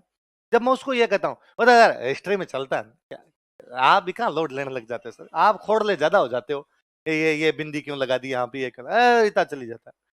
मैं पुनः उसको कहता हूँ हाँ चलता है, क्या पता कोई नहीं देखेगा, तू इस बात को मान ले। पर ऐसा थोड़ी ना है कि तुम हिस्ट्री के अंदर तो गलतियां करता है और हिंदी में नहीं करता। फिल्टर थोड़ी लगाता है, हिंदी वाला पेपर आते ही मैं नहीं करता सर, ये इधर हो जाता है, हिंदी आते ही मेरे अंदर आत्मा दूसरी आती है और मैं उधर एकदम व्याकरणिस्ट हो जाता हूँ पूरी तरीके से, और जैसा व्याकरण होती है वैसा वैसा लिखता नहीं होता ना। इसलिए आप कोशिश कीजिए कि आप शुद्ध लिखें। आप कोशिश कीजिए, तो अखबार हम जब पढ़ते रहते हैं उसमें कुछ शब्द ऐसे आते रहते हैं जिससे अपने को पता चलता है हाँ यार ये ऐसे लिखा जाता है, ये ऐसे लिखा जाता है। कि मैं चल चलते मैं ही बोल जाता हूँ कि यह कार्य बेहद अत्यावश्यक था। अब स्टूडेंट मेरी तरफ देखता है कि अत्यावश्यक लिख, कई कई सियाने पढ़ते हैं उनको लगता है अत्यावश्यक तो नहीं लिखा जाएगा अपने से इस जन्म में, तो फिर वो लिखता अति आवश्यक। वो अति और आवश्यक अलग अलग लिख लेगा पर साथ नहीं लिखे जाएंगे उससे। पढ़ा होता, क्योंकि उसने वो शब्द देखा नहीं, उस बच्चे की कतई कोई गलती नहीं, उसने वो शब्द ही नहीं देखा था। जो देखा है वही लिख सकते हैं, जो सुना है वही लिख सकते हैं। पहली बार सुना गया, पहली बार देखा गया शब्द हमेशा आपको देख के सुन के ही लिखना पड़ेगा, वरना लिखे नहीं। पर यदि आप रेगुलर हैबिट डालेंगे, धीरे धीरे चीजें काम आ जाएगी। इसलिए भले ही आप एडमिशन लें नहीं लें, आपको जैसा भला लगे, आपको 3 दिन बाद में हो सकता है आपको लगे कि नहीं यार मैं घर पे बैठ के तैयारी कर लूंगा, कर लीजिए, आप घर पे बैठ के तैयारी कर लीजिए। पर फिर भी मेरी बात टीचर की तरह नहीं, एक बड़े भाई की तरह मानना, यार अखबार पढ़ने की डेली हैबिट होगी, डेली पढ़ेंगे आप। मैं कई बार हंसता रहता हूँ क्लास में कि भारत में यदि कोई बंदा रहे, उसे 3 चीजें पक्की आनी चाहिए। उसे पक्का पता हो कि क्रिकेट में क्या क्या चल रहा है, उसे पक्का पता हो कि पॉलिटिक्स में इन दिनों क्या क्या चल रहा है, उसे सब अफेयर पता होने चाहिए हीरोइनों के, बॉलीवुड की पूरी जानकारी होनी चाहिए उसको कि कौन सा हीरो किससे लड़ रहा है, किस हीरोइन का किसके साथ अफेयर चल रहा है। क्योंकि भारत में बातें इन 3 चीजों पे होती है। इसलिए भारत में यदि तू 10 लोगों के बीच बैठेगा और वहां पे इन 3 चीजों के बारे में तू जानता है, ढंग से आता ही कर लेगा, लोग कहेंगे अरे वाह यार क्या क्या नॉलेज है यार, कहाँ कहाँ की खबरें ला रहे हो तुम। बॉलीवुड, क्रिकेट और पॉलिटिक्स, ये 3 तो कम से कम बड़ी बड़ी पता होनी चाहिए। कहाँ पता करें अपने, ये तो है नहीं कि करण जौहर को सुबह सुबह फोन कर लेते हैं भाई बता यार कोई नया कुछ चल रहा हो मार्केट के अंदर, तो क्या आपने तो अखबार से ही पढ़ेंगे। कहने का मतलब कुल मिला के आसपास में जो कुछ चल रहा हो जी उसका अपने को पता होना चाहिए। वो बोले वर्ल्ड पॉलिटिक्स हो, बोले इंडियन पॉलिटिक्स हो। चुनाव का टाइम है, मैं कहता हूं अपने को नहीं लड़ना चुनाव। मेरे पिछली 7 पीढ़ी में किसी ने कोई चुनाव नहीं लड़ा होगा, 7 नहीं, आपको तो आजादी के बाद 4 पीढ़ियां तो बीत गई, कोई वार्ड पंच ही नहीं लड़ा। पर उसके बावजूद मेरे को उन खबरों में बड़ा मजा आता है कि मुझे लगता है नहीं यार अपने को पता होना ही चाहिए। अपने को 200 के 200 विधानसभा का पता होना चाहिए कि यहाँ से बीजेपी का कौन लड़ रहा है, कांग्रेस का कौन लड़ रहा है। और डेली अखबार पढ़ेंगे तो अखबार में कुछ ना कुछ 4 बातें ऐसी भी पता चलेगी कि यार यहाँ इनके वोट ज्यादा, इनके वोट ज्यादा है, इनका पलड़ा भारी, इनका पलड़ा खराब है, यहाँ पर पिछली बार ये जीता था, यहाँ पर ये जीता। पता तो रहे यार, करना नहीं करना अलग बात है। क्या इससे अपने क्या हासिल होगा, बहुत साइड की बात है। शांति काल है, अपने पढ़ सकते हैं, अपने को पता होना चाहिए। और ज्ञान जुड़ता है धीरे धीरे। ऐसा कभी नहीं होता कि आप एकाएक किसी कोचिंग के अंदर जाते हैं और कोचिंग में कुछ चीजें आपको पढ़ा दी जाती है और आपको आ जाएगा ना। मैं बड़ा यूं अजीब सा लगता है कि मैं कई बार आजकल आप बच्चों से पूछ लेता हूं कि यार भारत के 5 मंत्रियों के नाम बताओ, और बच्चा वापस मेरी तरफ देख कहता है सर मोदी जी। और सर मोदी जी याद आ रहे हैं अभी तो, दूसरा नाम याद भी आ जाए तो उसको याद नहीं है मंत्रालय कौन सा है, मंत्रालय याद आ जाए तो उसको पूरा नाम याद नहीं। ऐसा गलत बात है ना, होना चाहिए ना कि आसपास का अपडेट तो अपने पास होना चाहिए। पर आप पर यह जिम्मेदारी इसलिए बढ़ जाती है कि आप स्पेसिफिक ऐसी तैयारी के अंदर जा रहे हैं। आप किसी और कोई तैयारी कर रहे होते, मैं नहीं कहता आपको, मैं था तुम तो मैगजीन लाके पढ़ लेना अपने 10 दिन, और प्री में आएगा ऑब्जेक्टिव पेपर आएगा, ऑब्जेक्टिव पेपर में लिख देना। पर यहाँ तो मेंस भी तो देना है, यहाँ तो मेंस वाले में पूरा लिखना पड़ेगा। इजराइल फिलिस्तीन संबंधों से भारत पर क्या असर पड़ेगा। मेरे को याद है 2008 में, 2012 में, शायद 10 में और 12 वाले मेंस में लगातार 2 बार क्वेश्चन पूछा हुआ है, अमेरिका में राष्ट्रपति चेंज होने से भारत पे क्या प्रभाव पड़ेगा। एक बार इधर बराक ओबामा आ गया था, उधर दूसरी बार ट्रंप आ गया था। दोनों बार उन्होंने क्वेश्चन पूछा कि दो लगातार मेंस के अंदर, कौन कौन से थे मैं भूल रहा हूं, पर उनके अंदर। अब जिस किसी ने अखबार वगैरह ढंग से पढ़े, उसके व्यूज अच्छे से बने हुए, एक कोई उन दिनों क्लासों के अंदर पढ़ के गया, जितना बताया टीचर ने उतना लिख गया, एक के पास 4 बातें और है तो ढंग से बातें ढंग से लिख पाएगा। अखबार वाले तो सौगंध खड़ी अपने। दूसरा, दिल्ली जो पढ़ाया जाए कि भाई मैं आपको हिस्ट्री पढ़ा के गया, विजय सराय आपको इकोनॉमी पढ़ा के गए, दिल्ली के डेली जाके याद कर लेना। आज पढ़ाए हुए काम को कल पे नहीं टालना। कल का मतलब कल की क्लास से पहले पहले याद हो जाना चाहिए। इमरजेंसी अलग है, आपका तो शर्मा बीमार था, कोई घर में बीमार था, मुझे जाना पड़ गया, क्लास नहीं आ पाया, अपवाद छोड़ दीजिए। इसके अलावा कोशिश कीजिए कि कल 3 बजे आओ, उससे पहले आज जो पढ़ा है तो पूरा याद रहे। कोशिश ये भी कीजिए कि डेली 3 दिन का रिवीजन करिए पीछे का, कि मैं आज पढ़ा के गया, आज घर पे जाके आपने पढ़ लिया, मैं कल वापस पढ़ाऊंगा, आप कल वाला पढ़िए, आज वाला भी पढ़ लीजिए। मैं परसों और पढ़ाऊंगा, आप परसों वाला पढ़िए, पर ये 2 दिन वाला भी पढ़ लीजिए। मैं चौथे दिन पढ़ाऊं, तब पहले दिन वाला खा जाओ, दूसरा तीसरा चौथा पढ़ लो। मैं 5वें दिन पढ़ाऊं, पहला दूसरा खा जाओ, तीसरा चौथा पांचवा पढ़ लो। इसका मतलब एक टॉपिक का कितनी बार रिवीजन कर चुके होंगे। इतने में 15 एक दिन में हम आप कहेंगे टेस्ट लेंगे, टेस्ट लेंगे, मंडे को टेस्ट लेंगे तो संडे को वापस पूरा पढ़ के आओगे। एक चीज 4-5 बार पढ़ ली जाए, उसके बाद नहीं बोलोगे। बोलोगे तो सही, फिर भी दिमाग से कहीं ना कहीं निकलेगी, पर यदि दोबारा रिवीजन करोगे तो उसमें टाइम आपको लगेगा। वरना अभी क्या करता है स्टूडेंट, जैसे हम क्लास में पढ़ाते हैं, आपको क्लास में ही याद हो जाएगा ज्यादातर चीजें, तो बहुत धीमे धीमे पढ़ाते हैं, इतनी कोई चीजें भी नहीं होती जो आपके याद होने वाली नहीं हो। आपका भी दिमाग ठीक ठाक काम करता है तो आप याद कर लेते हैं, क्लास में याद कर लेते हैं, और थोड़ा बहुत घर पे जाके देखते हैं तो आपको लगता है याद हो गया। अगले दिन हम डेली आके आपको दूसरे दिन पूछेंगे, 15 मिनट तक पिछली क्लास का रिवीजन करवाएंगे, आप हमें सारे सवालों के जवाब देंगे। आप राजी कि यार याद हो रहा है, हम राजी कि यार मैं जो कल पढ़ा गया बच्चों को पूरा याद है। पर 2-3 महीने बाद आपकी शिकायत होगी कि सर आगे आगे पढ़ता हूं और पीछे पीछे। सर वो जो आपने हिस्ट्री पढ़ा दी थी छोड़ दी, अब हमारे पॉलिटी शुरू हो गई, विजय सर ने इकोनॉमी पढ़ाई थी छोड़ दी, अब हमारे ज्योग्राफी शुरू हो गई, तो वो सर हमें लगता है कि पॉलिटी इकोनॉमी तो आती ही नहीं है, क्योंकि हमने एक ही बार पढ़ी थी उसको यदि 2-3 बार पढ़ के छोड़ी होती, फिर बीच बीच में हम वापस टेस्ट लेंगे, चल रही होगी पॉलिटी ज्योग्राफी और हम रैंडम बीच में कहेंगे इकोनॉमी का टेस्ट है। हम ये चाहते हैं कि 7 दिन बच्चा इस बहाने 2-2 घंटे भी पढ़े पर इकोनॉमी पढ़ ले, तो मंडे को हम इसका टेस्ट लें। हम हमारी तरफ के पूरे प्रयास करेंगे कि आप वो चीजें ना भूल पाओ, आप उन चीजों का बार बार रिवीजन कर लो। पर वो 2 महीने बाद 7 दिन में वो पूरा रजिस्टर इकोनॉमी का तभी रिवाइज होगा जब आपने इन दिनों में जब हम पढ़ा रहे थे उसको डेली 3-3 दिन का रिवीजन किया था। और कोशिश करें आप डेली के डेली जो टॉपिक पढ़ा 5-7 दिन छोड़ दीजिए, 10-1 दिन, 10-1 दिन तक तो हम बहुत धीमे धीमे एकदम आपको बेसिक बेसिक चीजें बताएंगे ताकि आप रवा हो जाए, मेरी और आपकी फ्रीक्वेंसी थोड़ी मैच कर जाए। 10-1 दिन बाद जब एक आधा टॉपिक हम ढंग से करवा देंगे, उसके बाद आप पुराने पेपर्स लाना मार्केट से जैसे इकोनॉमी पढ़ रहे हैं तो इकोनॉमी में भी तो आरएस के भी आईएएस के भी, है ना। जितने एग्जाम में इकोनॉमी के पेपर आते हैं इकोनॉमी मार्केट में मिलते हैं, आपको इकोनॉमी के पुराने पेपर दे वो सारे उठा के दे देगा। मैं जैसे मान लो राजस्थान जीके पढ़ाऊंगा आपको, तो राजस्थान जीके के पुराने पेपर, अब राजस्थान जीके तो अपने राजस्थान के सब एग्जाम में आता है, कांस्टेबल में भी आता है, थानेदार में भी आता है, मास्टरों के कितने सारे एग्जाम होते हैं, इवन डॉक्टर इंजीनियर में भी पूछते हैं कि आप जयन भी बन रहे हो राजस्थान में तो भी राजस्थान जीके तो बताओ, भले ही आप इंजीनियरिंग बनोगे पर राजस्थान का ज्ञान आपको होना चाहिए, भले आप डॉक्टर साहब बनोगे पर राजस्थान का ज्ञान होना चाहिए। तो हर साल में राजस्थान जीके जीके के जो पेपर होते हैं उनमें राजस्थान जीके जीके क्वेश्चन आते हैं 200-300, इतने सालों के अंदर मिला के वो क्वेश्चन खूब सारे हो गए। जैसे मान लो मैं आपको पढ़ा रहा था, कालीबंगा पढ़ा रहा था और मैंने कालीबंगा पढ़ा दिया, आप कोशिश करें कि कालीबंगा के पुराने जितने क्वेश्चन पूछे हैं वो कर लें। इसे ना 2 चीजें, एक तो आपको ये पता चलेगा कि मास्टर जो पढ़ा रहा है वो सही तो पढ़ा रहा है। कई बार होता है ऐसे कि टीचर पढ़ा रहा है, आपको मजे भी आ रही है, आप तालियां बजा रहे हो और मजे आ गए, क्या जोरदार पढ़ाते हो, और आपको 2 महीने बाद पता चलता है कि सर ने जो पढ़ाया इसमें सवाल ही नहीं आता और सर फालतू में बावड़े बना गए अपने को। फिर यार क्या मतलब है उसका, वरना आपको एक भी सवाल जब बाहर दिखेगा आप अगले दिन आगे पूछोगे सर आपने पढ़ाया था पर ये तो नहीं बताया, मुझे बताना पड़ेगा उसका जवाब। मैं या तो कहूंगा मुझे आएगा तो मैं हाथों हाथ बताऊंगा, नहीं आएगा तो मैं कहूंगा कल देख के आके बताऊंगा, पर आपको तो जवाब मिलेगा और आपको ये भी तो पता चलेगा ना कितने आते हैं कितने नहीं आते हैं। क्यों झूठा मूठा विश्वास करना किसी पे, पहले इस्तेमाल करो। मुझे याद है एक बार कोई हमने फर्स्ट ग्रेड का बैच बना लिया था, मास्टरों का कोई बैच बना लिया, तो उसमें अब हमारे वाले टीचर उधर जा नहीं सकते, हमारे इधर आरएस की वैकेंसी आ रखी थी, तो कोई साइंस पढ़ाने के लिए सर लेके, तो कोई एक दूसरे सर लेके, तो मैं गया और मैंने जाके बच्चों को कहा भी कि भाई ये साइंस वाले सर आए हैं, ये हमारे जो आरएस में पढ़ाते हैं वो नहीं है दूसरे हैं, तो आप देख लो सर यदि अच्छा पढ़ा रहे हो, नहीं तो फिर और बताऊंगा। मैं दूसरे दिन का बच्चों को, अरे सर मजा आ गए, क्या पढ़ाया सर, क्या ढूंढ के लाए ये वो, तो हम तो और राजी। वरना होता है क्या, जब जब हम नया टीचर लाते हैं हमें डर लगता है कि यार अपने बच्चे हैं ये कह देंगे इस टीचर से तो हम नहीं पढ़ेंगे, और बच्चे कहते हैं तो फिर भाई चेंज ही करो और तो क्या करें इसके अंदर।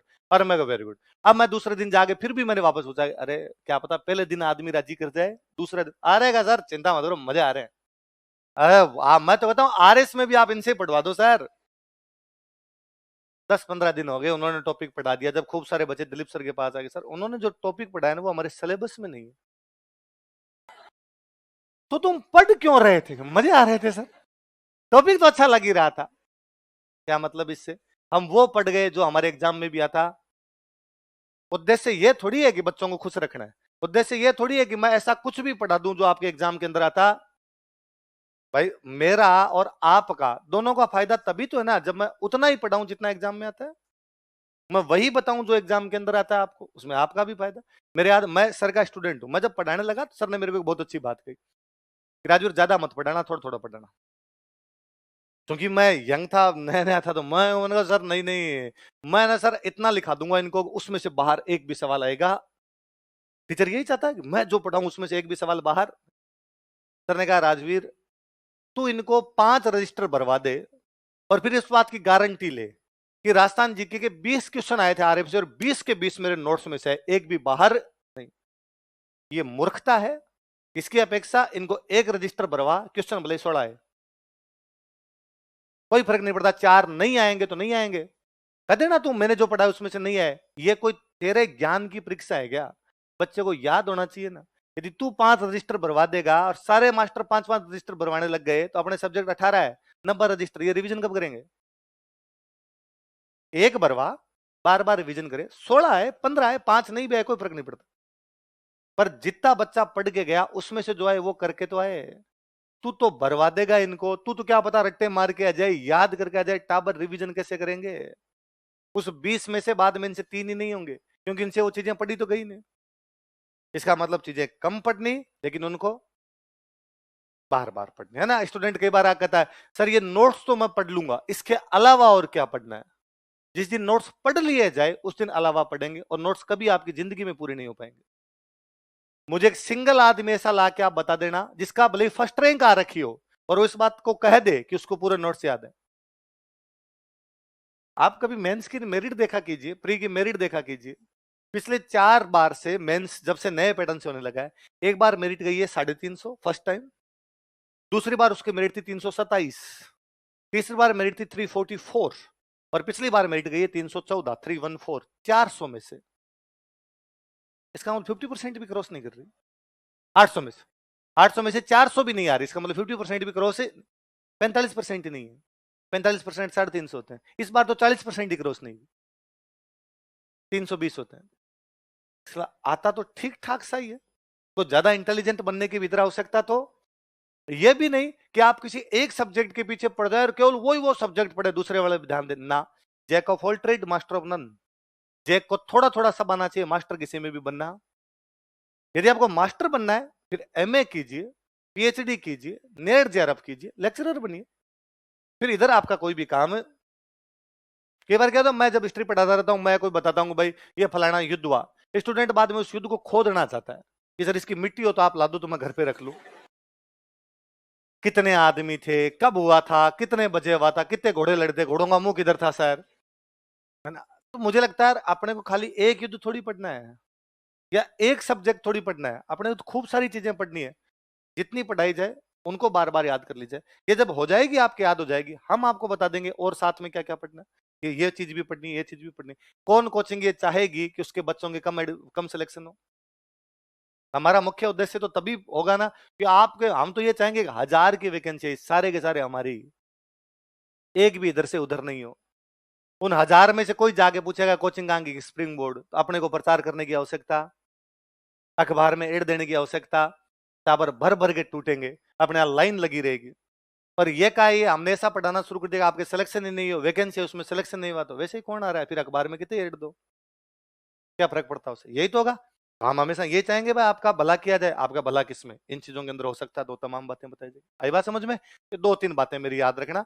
ये तो डेली का रिवीजन करना, 3 दिन रिवीजन करना, उसी टॉपिक को बार बार 3 दिन तक लगातार पढ़ना, क्लास में आने से पहले उसका रिवीजन कर लेना, रात को सोते टाइम अखबार पढ़ना, और अखबार डेली पढ़ना। ऐसा हो सकता है कई बार ऐसा होगा आपके 2 दिन बुखार आई, फीवर आ गया, आप कोचिंग नहीं आ पाए, सर नहीं बैठा जाएगा, 4-5 घंटे वहां बैठे रहना दिक्कत रहती है सर, मैं 2 घंटे रेस्ट कर लूं। मैं चाहूंगा कि आप भी रेस्ट कीजिए, 2 दिन रेस्ट कर लेंगे तो अगले तीसरे दिन ठीक हो के आएंगे। और 2 दिन बुखार में भी आ गए तो अगले 20 दिन बेड रेस्ट करना पड़ेगा, कहीं हॉस्पिटल में भर्ती करवाना पड़ जाए। और उन 2 दिन में भी अखबार फिर भी पढ़ना। यार पढ़े पढ़े अखबार तो पढ़ा जा सकता है, इसमें दिमाग भी नहीं लगा, नोट्स तो याद करने पड़ते हैं, तो याद अखबार याद थोड़ी करना है, पढ़ना है, सरसरी निगाहों से पढ़ लीजिए। पर आप 10 बार जब एक एक बात पढ़ लेते हैं ना, वो अपने आप याद हो जाती है।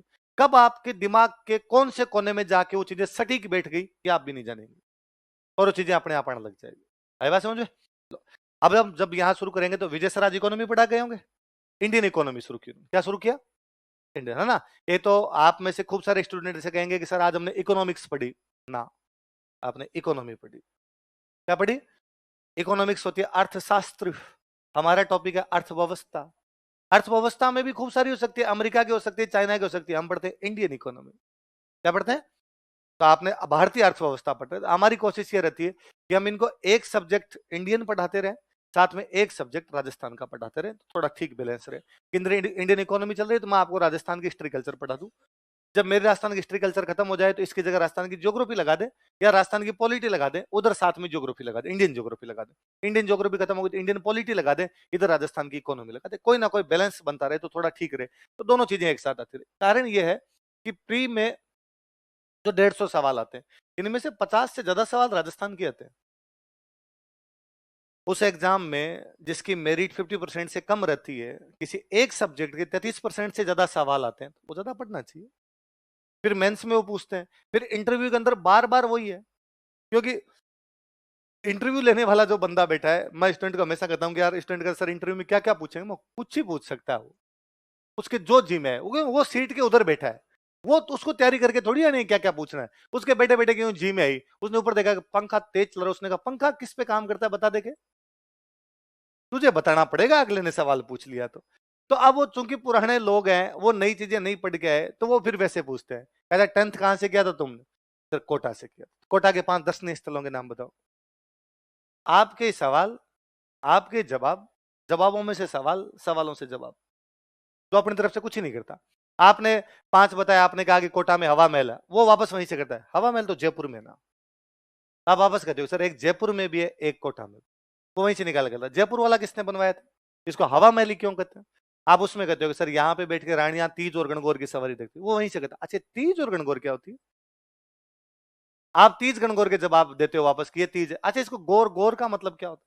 आप वापस कहते हो कि सर ये पार्वती जी होते हैं, ये होता है, वो होता है, वो वापस आपसे कोई यहीं से कोई दूसरा सवाल निकाल के लाता है। यार गणगौर कितने दिन तक पूछते रहते हैं, अपने साथ होली के बाद में पूछने लग जाते हैं। आप उसका जवाब देते हो, वापस पूछता है, यार क्या लेके जाते हैं गणगौर पूछने के लिए।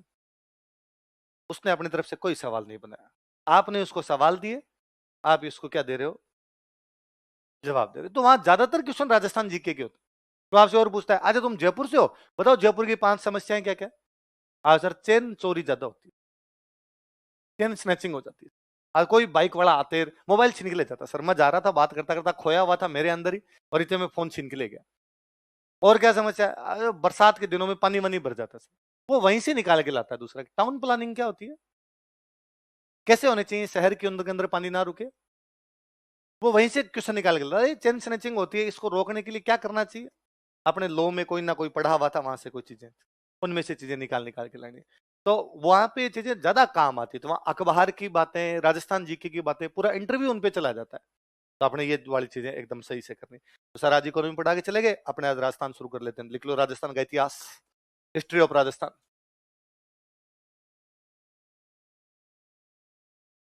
राजस्थान का इतिहास,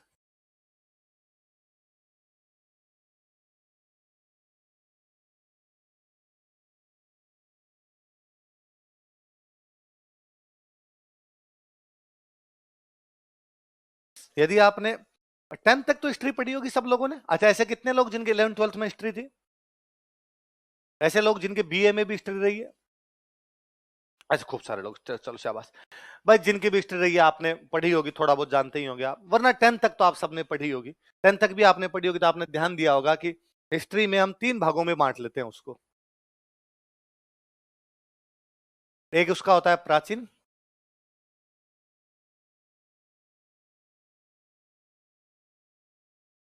एक उसका होता है मध्यकाल,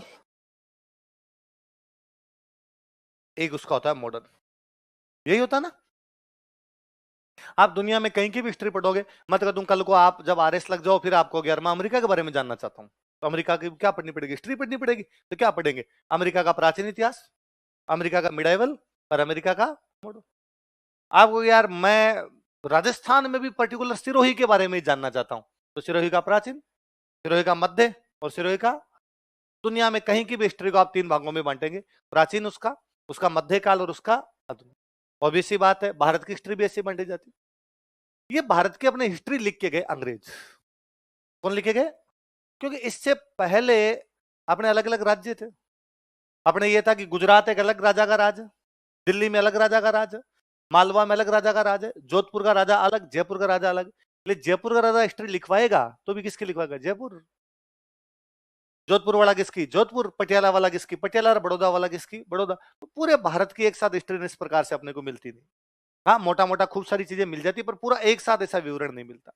अंग्रेज जब आए तो उन्होंने सारे राजाओं को हरा के अपने अंडर ले लिया। एक हो गया राजनीतिक एक रूपता, मतलब पॉलिटिकल यूनिफॉर्मिटी, और प्रशासनिक एक रूपता, जो एडमिनिस्ट्रेटिव यूनिटी, वो दोनों लेके आए। अब पंजाब भी उनका था, बंगाल भी उनका था, यूपी भी उनका था, तमिलनाडु भी उनका था, बॉम्बे भी उनका था, आगे कर्नाटका भी उनका था, केरल भी उनका था, सब कुछ उनके एरिया के अंदर आ रहा है। तो उन्होंने फिर कहा एक साथ लिखो रे इसकी। तो अंग्रेजों का एक इतिहासकार, उसका नाम था मील, जेम्स मील। क्या नाम था, तो जेम्स मिल ने कहा मैं लिख देता हूं। तो जेम्स मिल ने अपनी हिस्ट्री को भी बांट दिया, एक प्राचीन, एक मध्य और एक आधुनिक। तो हमने पूछा भाई क्या बेस है, कहां से कहां तक प्राचीन, कहां से कहां तक मध्य और कहां से कहां तक आधुनिक, कोई एक क्राइटेरिया तो है। मैं कहूं भाई यहां तक प्राचीन कर दो, यहां तक मध्य कर लो, यहां तक क्या कर लो आधुनिक, वो क्या क्राइटेरिया। उसने कहा भारत वाली में तो दिक्कत ही नहीं है, बहुत सिंपल सी है। कैसे? उसने कहा देखो मैं कुछ शब्द बताता हूं, तुम ये सुन लो। क्या शब्द है? एक शब्द है तुम्हारे कालिदास, एक शब्द है मुद्रा राक्षस, एक शब्द अभिज्ञान शकुंतलम, एक शब्द है कोई उपनिषद, एक शब्द है कोई स्वपन वास्व दत्ता, एक है किरात अर्जुनियम, एक है पुलकेशिन, एक है हर्षवर्धन, एक है राजराजेश्वर, एक है कोई आपके दूसरा नरसिंह वर्मन, एक है कोई आपका महेंद्र वर्मन, मिहिर भोज, मिहिर कुल। कैसे लगे नाम? उन्होंने कहा यार जोरदार लगे, मस्त संस्कृत के नाम है यार, बड़े अच्छे लग रहे हैं। उनका ये प्राचीन काल, ये क्या है जहां पर ये संस्कृत जैसे शब्द आ रहे हैं, ये काल कौन सा तुम्हारा? तो उसने कहा आप सुन आगे, अब मैं चेंज करता हूं। उसने कहा यह्या बिन अहमद सरहिंदी, अबू बकर सलातीन, अबू बकर इसामी, फुतुआ उस सलातीन, हसन निजामी, ताजुल मासिर, अकबर नामा, आईने अकबरी, तारीख मुबारक साई, तारीख फिरोज साई। इस बार हमने कहा हालात बदल गए, जज्बात बदल गए यार पूरी तरीके से। उसने कहा तुम्हारा मध्यकाल है। जैसे मुसलमान भारत के अंदर आए, फारसी भाषा लेके आए, तो ये तुम्हारा कौन सा आ गया? उसने कहा वापस सुन आगे। उसने कहा मैं बोलता हूं Asiatic society of Bengal, code of Gentoo laws, Lord Curzon, Lord Ripon, vernacular press act, cooperative society act. ये तो उन्होंने कहा यार तो तू अंग्रेजी बोलने गया। उसने कहा जब अंग्रेज आ गए वो तुम्हारा आधुनिक काल है, जब हिंदू राज कर रहे थे, जब संस्कृत चल रही थी वो तुम्हारा प्राचीन काल था, जब मुस्लिम आ गए थे, जब फारसी आ गई थी वो तुम्हारा मध्यकाल था, जब अंग्रेज आ गए थे तो अंग्रेजी भाषा आ गई थी, वो तुम्हारा कौन सा है? तो भारत के इतिहास को बड़े बड़े तौर पे उन्होंने सीधा सीधा 3 भागों में बांट दिया, प्राचीन काल, मध्यकाल, आधुनिक काल। संस्कृत वाला, फारसी वाला, पर्शियन लैंग्वेज और इंग्लिश वाला, तो 3 के अंदर इनके अंदर बांट के चले गए। अब जैसी भारत की हिस्ट्री बांट दी गई वैसे किसकी बांट दी गई? राजस्थान। भारत वाली के आधार पे राजस्थान बांट लो, राजस्थान के आधार पे आगे जयपुर बांट लो, सीधा सीधा वर्गीकरण हो जाएगा, वो तो क्लासिफिकेशन में चेंज ही नहीं आएगा कोई उसमें। अब फिर हमने देखा कि यार भारत की जब एंशिएंट इंडिया हम आपको पढ़ाएंगे, कि जब हम प्राचीन भारत पढ़ाएंगे, हम उसमें टाइम लेंगे 1 महीना और 1 रजिस्टर भरवा देंगे आपको। फिर हम आपको मिडिवल पढ़ाएंगे, वापस पढ़ाएंगे 1 महीना, 1 रजिस्टर भरवा देंगे। फिर हम आपको मॉडर्न पढ़ाएंगे, हम पढ़ाएंगे 1.5 महीना, तो 1.5 रजिस्टर भरवा देंगे। मतलब तीनों बराबर है, मॉडर्न थोड़ी ज्यादा है, वो थोड़ी थोड़ी क्या है कम, थोड़ी थोड़ी सी कम पड़ती है, बाकी लगभग यूं बराबर पड़ती है। पर राजस्थान में ये रोड़ा रप्पा नहीं। राजस्थान में जब हम प्राचीन पढ़ाते हैं, मैं जब आपके फाउंडेशन बैच में पढ़ाता हूं तब तो दिन लेता हूं 4, यदि प्री वाले में पढ़ाने पड़े तो दिन लगते हैं 1.5। तो जल्दी जल्दी करा दो भाई, बच्चों का प्री सिर पे आ रखा है उनका।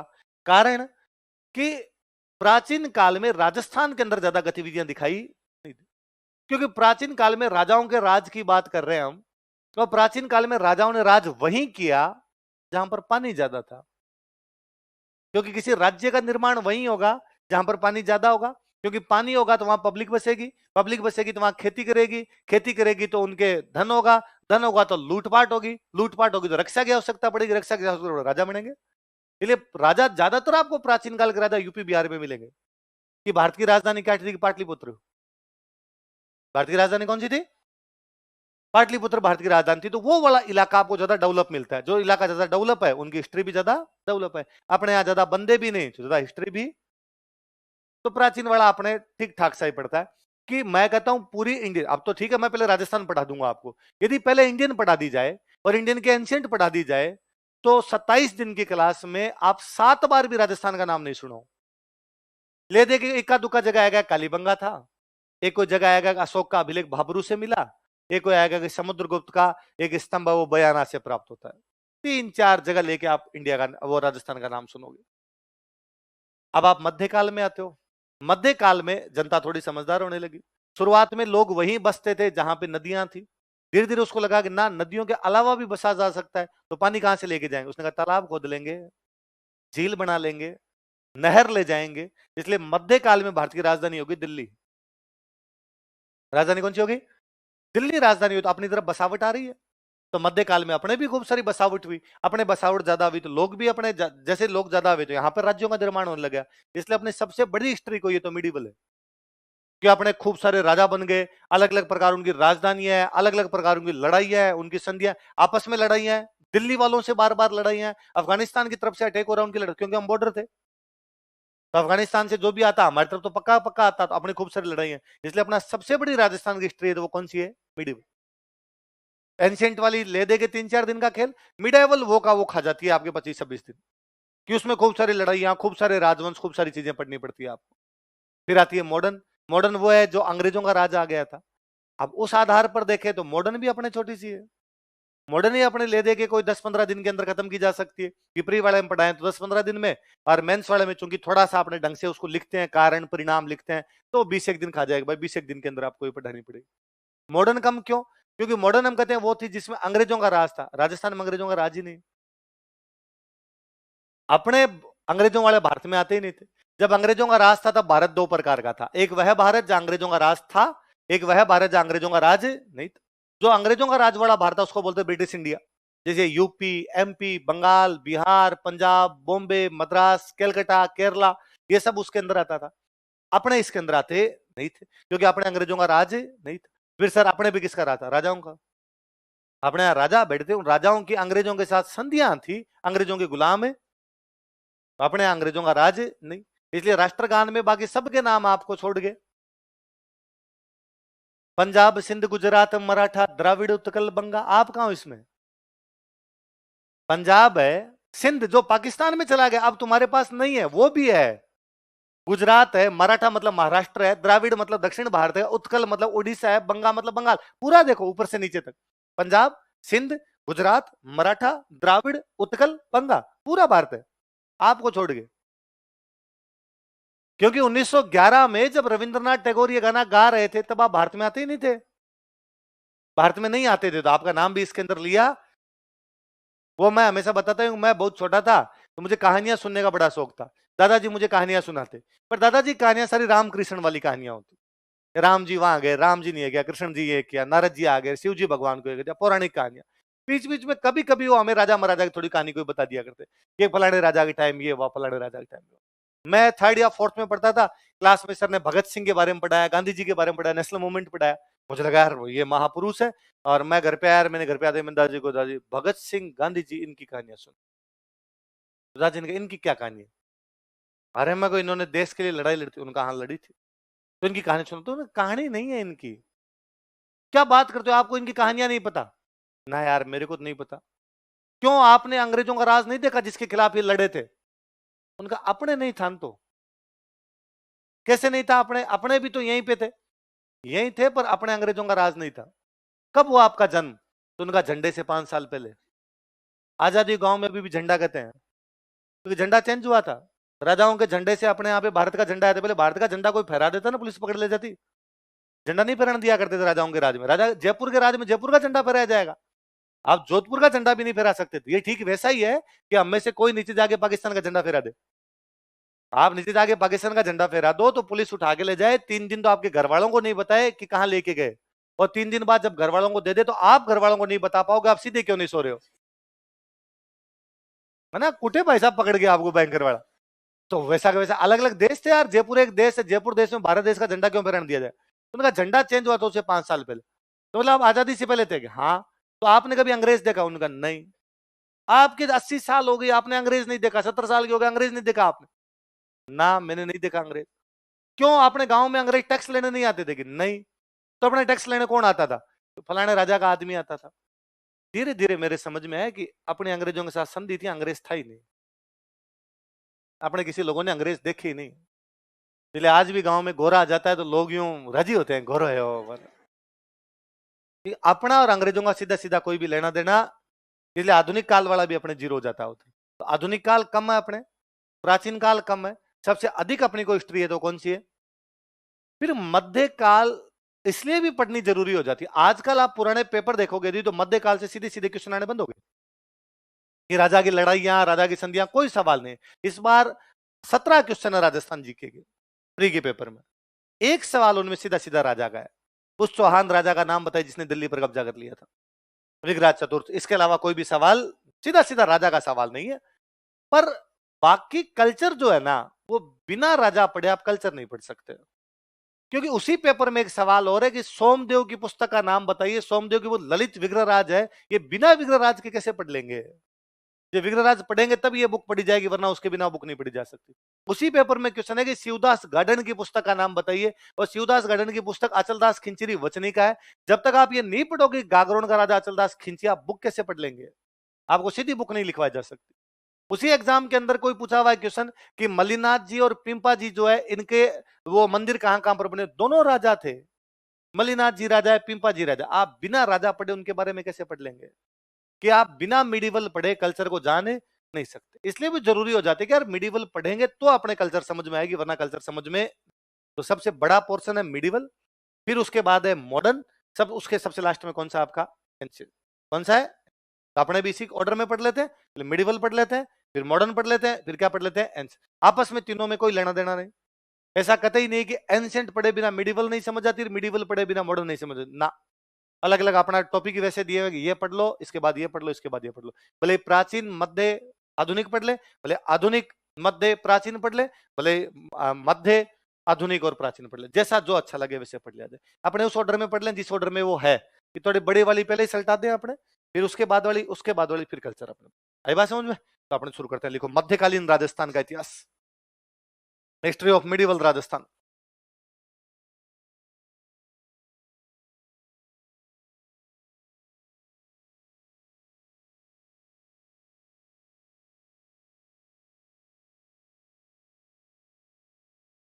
मध्यकालीन राजस्थान का इतिहास, हिस्ट्री ऑफ मिडिवल राजस्थान।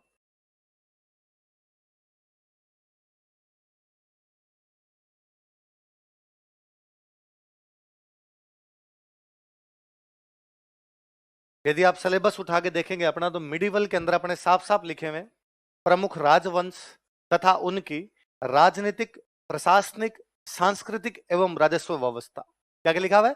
प्रमुख राजवंश तथा उनकी कौन सी? राजनीतिक, प्रशासनिक, सांस्कृतिक और राजस्व। जैसे मैं बताता हूं क्या क्या लिखा हुआ उसमें, इधर देखना। उसमें एक तो लिखा हुआ है राजवंश, डायनेस्टीज।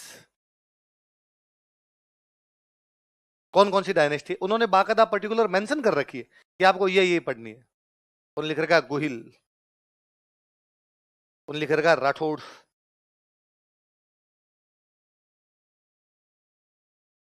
उन्होंने लिख रखा है कछवाहा,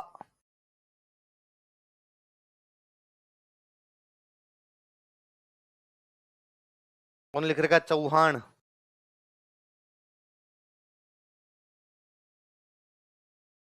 उनका लिखा हुआ है परमार, उन्होंने लिख रखा है प्रतिहार।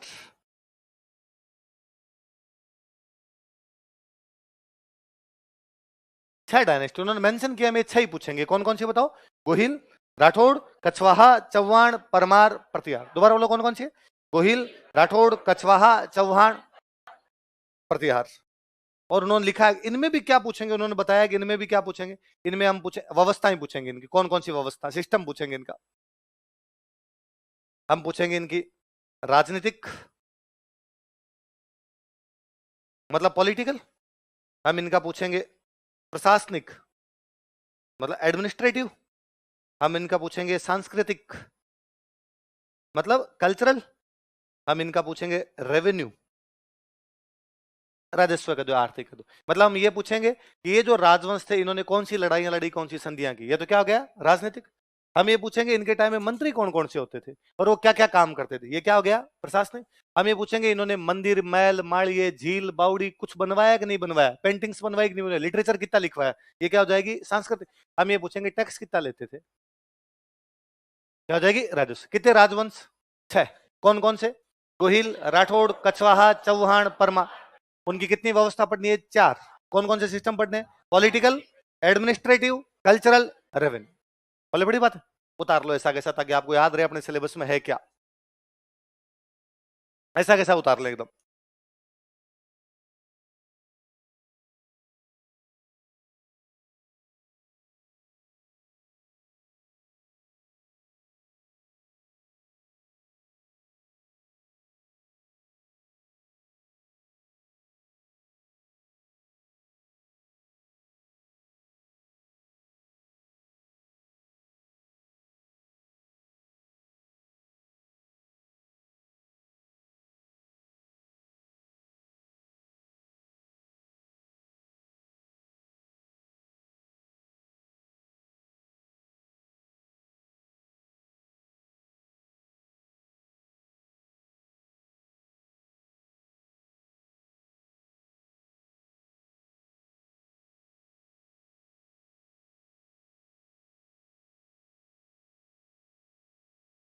इन डायनेस्टीज का कौन कौन सा सिस्टम पढ़ रहे हैं हम? पॉलिटिकल, एडमिनिस्ट्रेटिव, कल्चरल और रेवेन्यू। कितने राजवंश? 6। तो अब पहला मान लो राजवंश कौन सा अपना? गोहिल। तो गोहिल वंश की राजनीतिक व्यवस्था, गोहिल वंश की प्रशासनिक व्यवस्था, गोहिल वंश की सांस्कृतिक व्यवस्था और गोहिल वंश की राजस्व। वैसे के वैसे सबका पढ़ेंगे, वैसे राठौड़ों का पढ़ेंगे, कछवाहों का, चौहानों, जिसका जितना उतना, किसी का ज्यादा है तो ज्यादा और किसी का कम है तो कम। जैसे हम पढ़ेंगे तो हम देखेंगे कि जो पहले 3 राजवंश लिखवाए ना, ये आजादी तक थे। कब तक थे? राजवंशों में ये था, एक राजवंश खड़ा हुआ, दूसरे बड़ा आगे पटक के धो दिया उसको, तो मिट गया, दूसरे बड़ा आ गया। पर ये 3 ऐसे थे जो आजादी तक बने हुए थे, गोहिल, राठौड़ और कछवा। चौहान, परमार, प्रत्यय, राजा से पहले खत्म हो गए। जो लास्ट तक बने हुए थे उनकी हिस्ट्री ज्यादा, जो बीच में खत्म हो गए उनकी हिस्ट्री कम। तो हम देखेंगे यार, गोहिलों को पढ़ने में टाइम लगेगा 15 दिन, आगे कोई राठौड़ पढ़ेंगे तो अपना टाइम घट जाएगा, वो जाएगा 8 दिन। कछवाहा पढ़ेंगे तो वो टाइम आ जाएगा 6 दिन। चौहान पढ़ेंगे तो टाइम आ जाएगा 4 दिन। परमार, प्रत्यार आपको सिर्फ 45 मिनट में दोनों कंप्लीट, क्योंकि लास्ट तक आते आते वो बचे ही नहीं, वो बहुत पहले ही खत्म हो गए, कम खत्म हो गए, तो उनके बारे में हिस्ट्री की जानकारियां भी क्या हमारे पास कम। वो राजवंश समाप्त हो गया तो पहली बात, वो जो समाप्त हो गया तो उसकी हिस्ट्री भी उसके साथ ही कहीं ना कहीं मिट मुटा आगे वालों ने उसके बारे में कुछ भी लिखवाया नहीं। और जब युद्ध में लड़े मरे भिड़े इधर उधर, तो हिस्ट्री की कोई किताबें पढ़ी भी थी वो भी इधर उधर हो गई।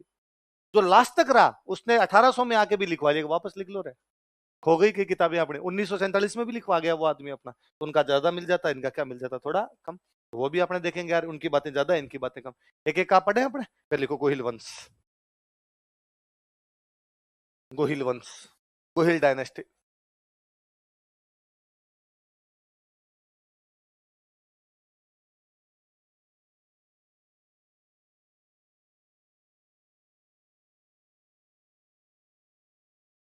गोहिल वंश। अब एक आया भाई, इसका नाम गोहिल वंश ही क्यों है, और कुछ नाम क्यों नहीं है इसका? तो इसका नाम गोहिल वंश इसलिए क्योंकि गोहिल नाम के आदमी ने चलाया था। ये वंश किसने चलाया? और उसने वंश चलाया 566 ईस्वी में। कब चलाया था? 500, लिखो आप थोड़ा सा। 566 ईस्वी में, इन 566 एडी। 566 ईस्वी में, इन 566 एडी। गोहिल ने गोहिल वंश की स्थापना की थी। Gohil founded Gohil dynasty. गोहिल ने गोहिल वंश की स्थापना की थी। Gohil founded Gohil dynasty.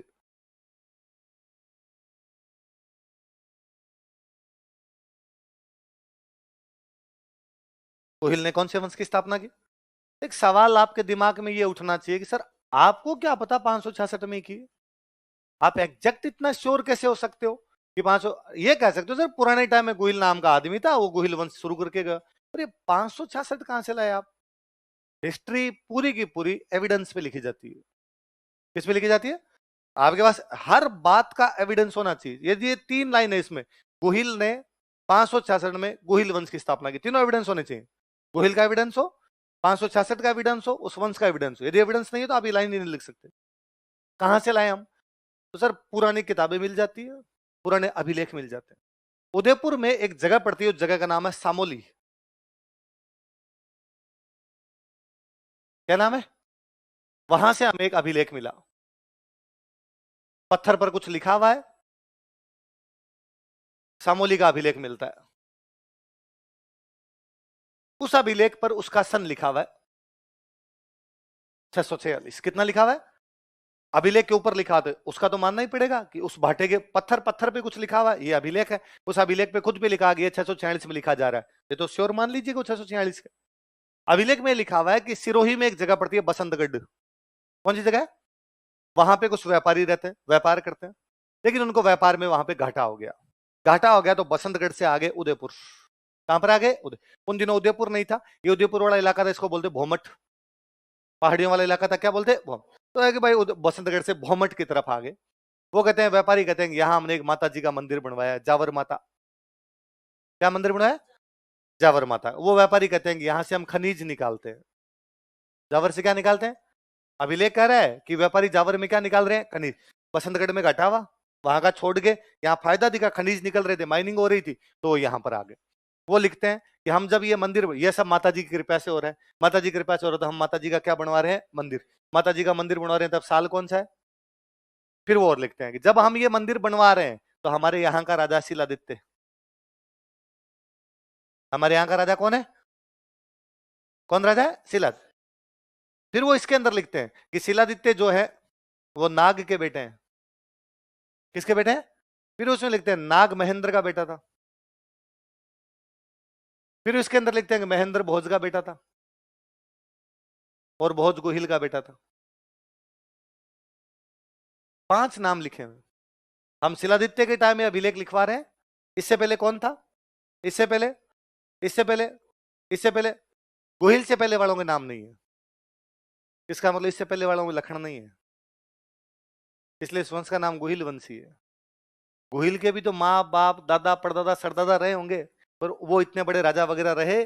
पहला जो बड़ा आदमी हुआ होगा कौन हुआ होगा?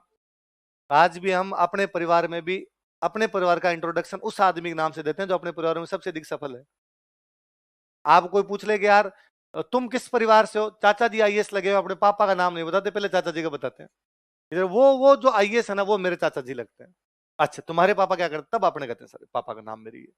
हम चाहते हैं भाई जिसके नाम से पहचान है वही तो बताया जाए। इनमें पहचान वाला बंदा कौन हुआ? गोहिल, इसलिए वंश का नाम ही क्या है। इससे पहले वालों के नाम इतने अभिलेखों के अंदर हमें मिलते नहीं। अब अब अपने इतिहासकार जो होते हैं वो कहते हैं कि अभिलेख कब का है? 646। कौन से राजा के टाइम का? तो ये तो माना जाए ना कि 646 में शिलादित्य जीवंत है, उसके टाइम में अभिलेख है। अभिलेख का टाइम क्या है? 646। इसका मतलब 646 में कौन बैठा है?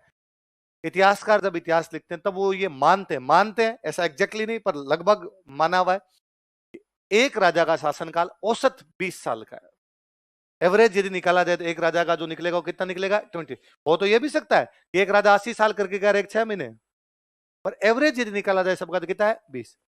शिलादित्य यदि 646 में है, इसका मतलब 626 में कौन रहा होगा? 606 में, 586 में, 566 में। मैंने ये तो लिखा है 566 में गोहिल ने गोहिल वंश की स्थापना की। ये तो पढ़ा था। अब कोई आपसे पूछे कि गोहिल ने 566 में गोहिल वंश की स्थापना की, आप कौन से अभिलेख के आधार पर कह सकते हो? कौन से अभिलेख? वो मुझे सामूल्य अभिलेख कौन से राजा का है? वो गोहिल से कौन से नंबर में आ रहा था? गोहिल वाले वंश में 5वें नंबर के ऊपर आता हो। माता जी के मंदिर की बात कर रहे हैं, वो माता जी का मंदिर है जावर माता। कौन सी माता जी? और वो कह रहे हैं जावर में हम क्या निकालते हैं? माइनिंग। 646 में जावर में माइनिंग हो रही है, आज दिन तक होती है। आप ज्योग्राफी पढ़ेंगे तब आप पढ़ेंगे यहां से शीशा और दस्ता निकलता है। क्या निकलता है? केवल जिंक और लेड दोनों निकल रहे हैं, यहां से शीशा दस्ता निकल रहा है। अब ज्योग्राफी पढ़ो तब वो आएगा कि जावर में शीशा दस्ता निकलता है। आप कहना सर आज नहीं निकल रहा, 646 तक एविडेंस है, तब से तो निकल रहा था। तुम्हें क्या पता तब से निकल रहा है? हमारे पास अभिलेख है। कौन सा अभिलेख है? समझ में आई बात? लिखो। यह जानकारी सामोली अभिलेख से प्राप्त होती है। This information is given by Samoli inscription. Udaipur में जगह है सामोली, कोष्टक में 646 लिखना। यह जानकारी सामोली अभिलेख से प्राप्त होती है। This information is given by Samoli inscription. कोष्टक में 646 ईस्वी लिख लेना, 646। यह जानकारी सामोली अभिलेख से प्राप्त होती है। This information is given by Samoli inscription. यह अभिलेख शिलादित्य से संबंधित है। This inscription is belonged to Shiladitya. यह अभिलेख शिलादित्य से संबंधित है। This inscription is belonged to Shiladitya.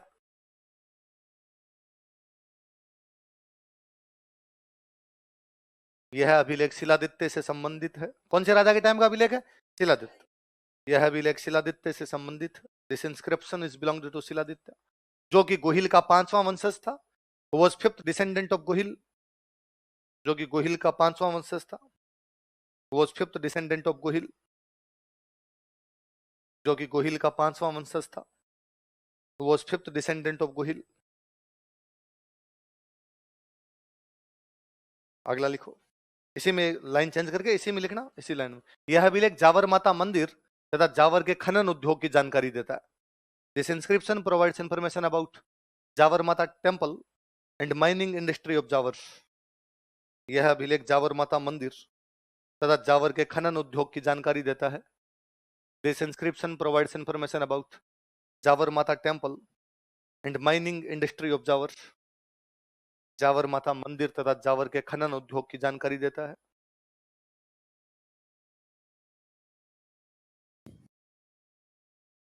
Jawar Mata मंदिर तथा जावर के खनन उद्योग की जानकारी देता है। This inscription provides information about Jawar Mata temple and mining industry of Jawar. कौन से जावर के कौन से उद्योग की जानकारी मिलती है? माइनिंग, माइनिंग तो समझते हो, खनिज निकालना, माइनिंग करना। अब ये तो सामूली अभिलेख की बात है।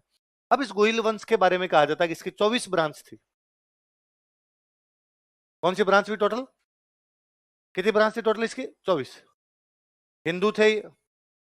हिंदुओं में भी दो प्रकार की ब्रांचेज मानी गई है अपने। राजाओं ने खुद को या तो कहा हम सूर्यवंशी है या कहा हम चंद्रवंशी। या तो क्या बताया खुद को? सूर्यवंशी। या क्या बताया? और राजा छोड़िए, ये तो मैं कहता हूं आज घर पे जाकर दादाजी से पूछ लीजिए। अपने जितने लोग इंक्लूडिंग मी, जितने यहां पर बैठे हुए, अपने या तो सूर्यवंशी है या हमने हम सबको कहां से जोड़ लिया? सूर्य और चंद्र।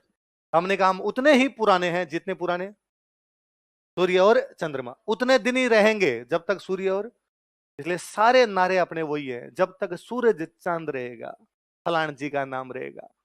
हमने कभी नहीं कहा जब तक पानी हवा रहेंगे, जब तक मिट्टी बादल रहेंगे ना, हमने कहा जब तक कौन रहेंगे, क्योंकि हम हमारी उत्पत्ति किससे जोड़ देते हैं? सूर्य और चंद्रमा। तो ये भी कहते हैं कि हम सूर्यवंशी है। कौन से है? तो गोहिल कौन से हिंदू है? सूर्यवंशी। लाइन चेंज करके लिखना, सामूल्य अभिलेख वाली बात हो गया, अलग से एक लाइन में लिखो। गोहिल वंश की 24 शाखाएं थी। Gohil dynasty had 24 branches.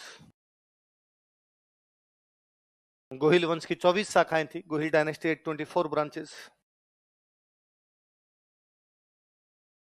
Gohil वंश की 24 शाखाएं थी। Gohil dynasty had 24 branches. Gohil Suryavanshi Hindu, Gohil Suryavanshi Hindu राजा थे। Gohil were Suryavanshi Hindu kings. गोहिल सूर्यवंशी हिंदू राजा थे। Gohil were Suryavanshi Hindu kings.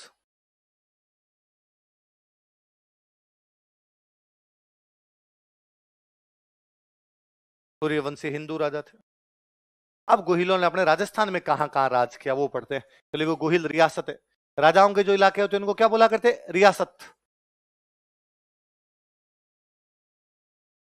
Gohil states.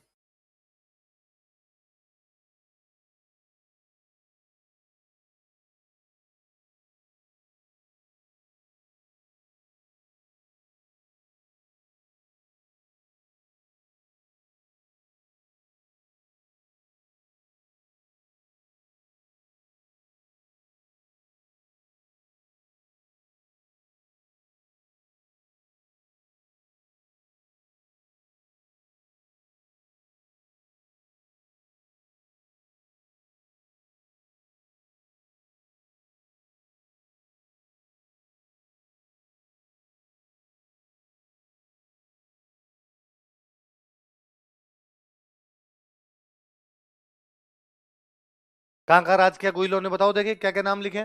Mewar, Dungarpur, Banswara, Pratapgarh, Shahpura. दोबारा नाम बताओ। मेवाड़, डूंगरपुर, बांसवाड़ा, प्रतापगढ़ और शाहपुरा, जो अभी नया डिस्ट्रिक्ट बना है। पहले भीलवाड़ा में आता था, अब नया डिस्ट्रिक्ट बना दिया। तो एक तो शाहपुरा, प्रतापगढ़ डिस्ट्रिक्ट है, बांसवाड़ा डिस्ट्रिक्ट है, डूंगरपुर डिस्ट्रिक्ट है। मेवाड़ का मतलब आज का कह लो आप उदयपुर, चित्तौड़गढ़, राजसमंद। लिखना नहीं है, हम आगे पढ़ेंगे तो बार बार क्लियर हो जाएगी। पर उदयपुर, चित्तौड़गढ़, राजसमंद वाला ये जो मोटा मोटा इलाका था, इसको अपने क्या बोला करते? मेवाड़। तो एक इनका राज्य इनका कहां पर था? मेवाड़। फिर मेवाड़ से एक भाई चला गया डूंगरपुर, डूंगरपुर से एक भाई कहां चला गया? बांसवाड़ा। मेवाड़ से एक भाई चला गया प्रतापगढ़, मेवाड़ से एक भाई कहां चला गया?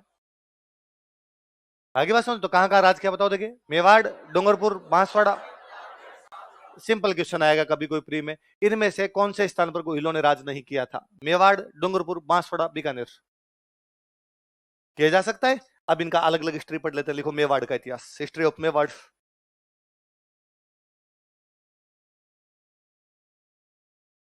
एक ही का पोस्टमार्टम करते हैं। देखो मेवाड़ का इतिहास, हिस्ट्री ऑफ मेवाड़।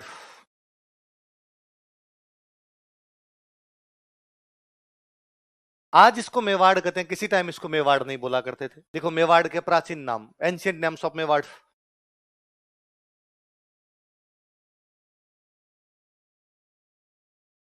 मेवाड़ के प्राचीन नाम मैं लिख रहा हूं, एक बार ऐसे कैसे उतार लीजिए, फिर अपने बात करें।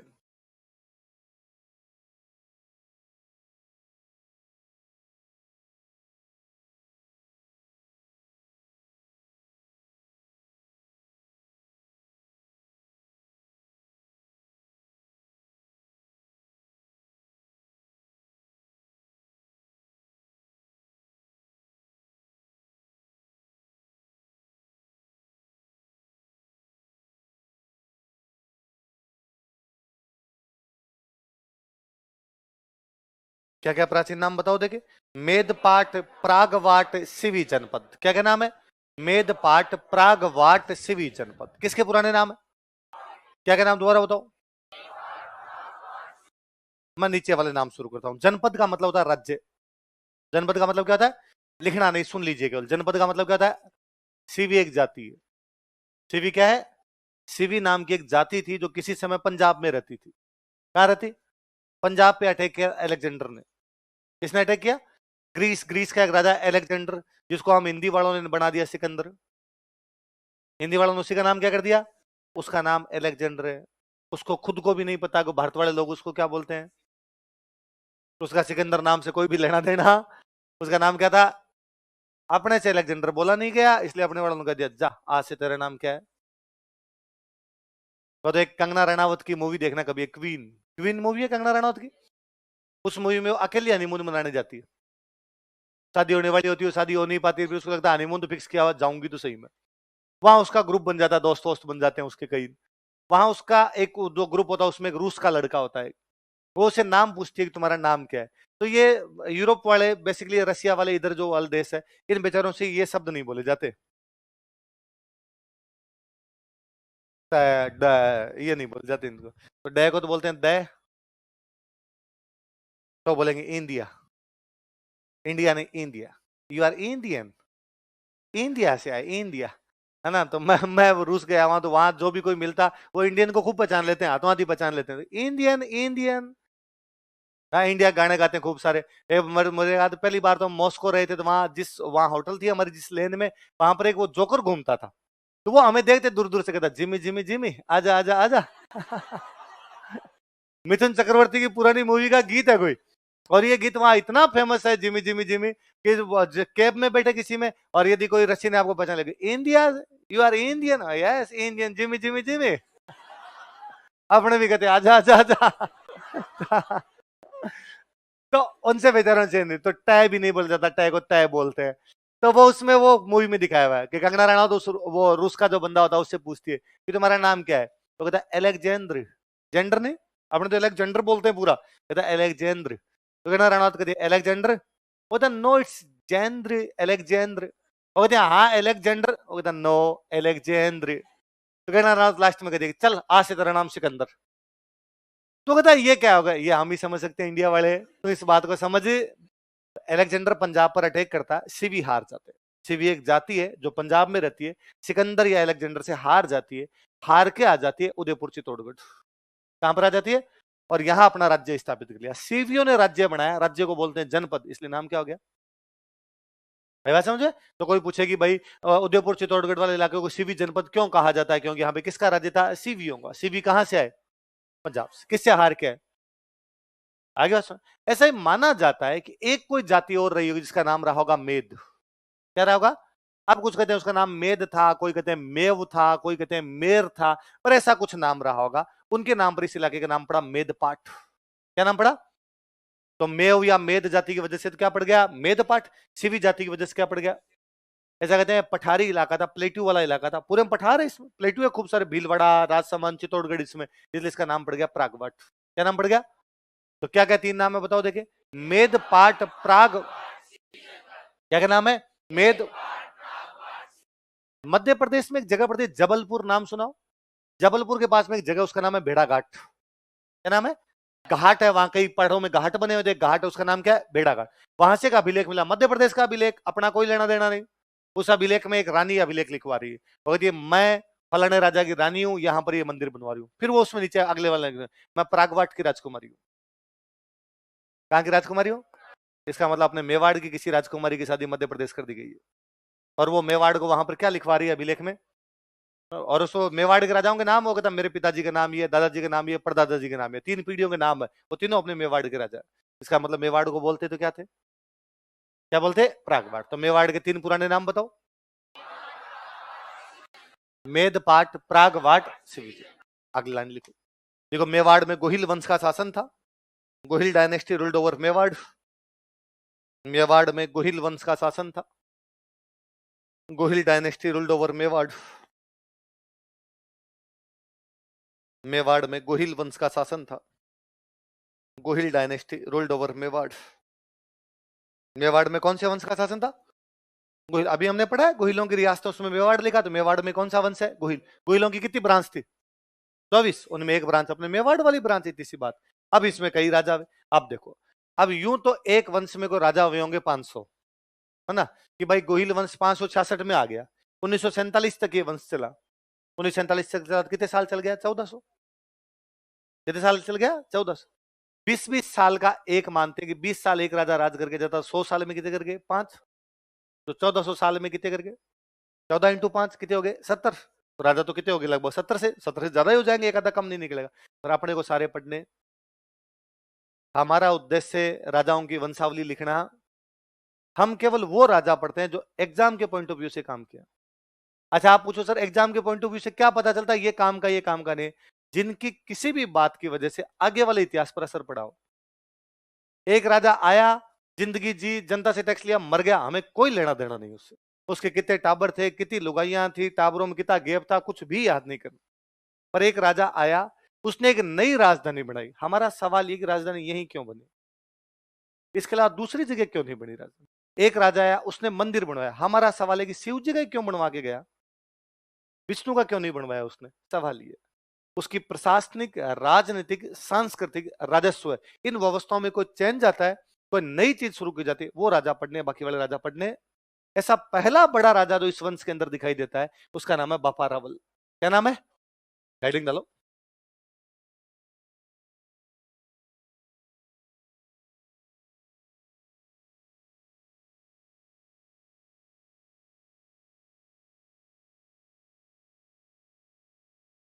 क्या नाम है? बापा। अब सुनना, देखो थोड़ा पुराना बताता हूं। 712 ईस्वी का समय है, 712 एडी के आसपास का समय। भारत पर मुसलमानों के अटैक हो रहे थे। मुसलमानों में भी भारत में सबसे पहले जिन मुसलमानों ने अटैक किए वो अरब देश से आए थे। कौन से देश से? सऊदी अरब साइड के जो मुसलमान, सबसे पहले तो अरबों ने भारत पर सबसे पहले अटैक किया मुसलमानों। 712 में एक सेनापति है, उस सेनापति का नाम है मुहम्मद बिन कासिम। क्या नाम है? मुहम्मद बिन कासिम। इसने कब्जा कर लिया सिंध पे। कहां कब्जा कर लिया? भारत की वह पहली सीमा, भारत की वह पहली टेरिटरी, भारत का वह पहला क्षेत्र जिस पर मुसलमानों ने कब्जा कर लिया था, वो कौन सा था? वो कब्जा करने वाला अरब सेनापति कौन था? वो किस साल की बात है? कब की बात है? सिंध राजस्थान के टच करता है एकदम। अब जब सिंध पे मुसलमानों का कब्जा हुआ, अरबों का कब्जा, उनका अगला टारगेट राजस्थान था। अगला टारगेट क्या था? राजस्थान का सबसे मुख्य किला था चित्तौड़।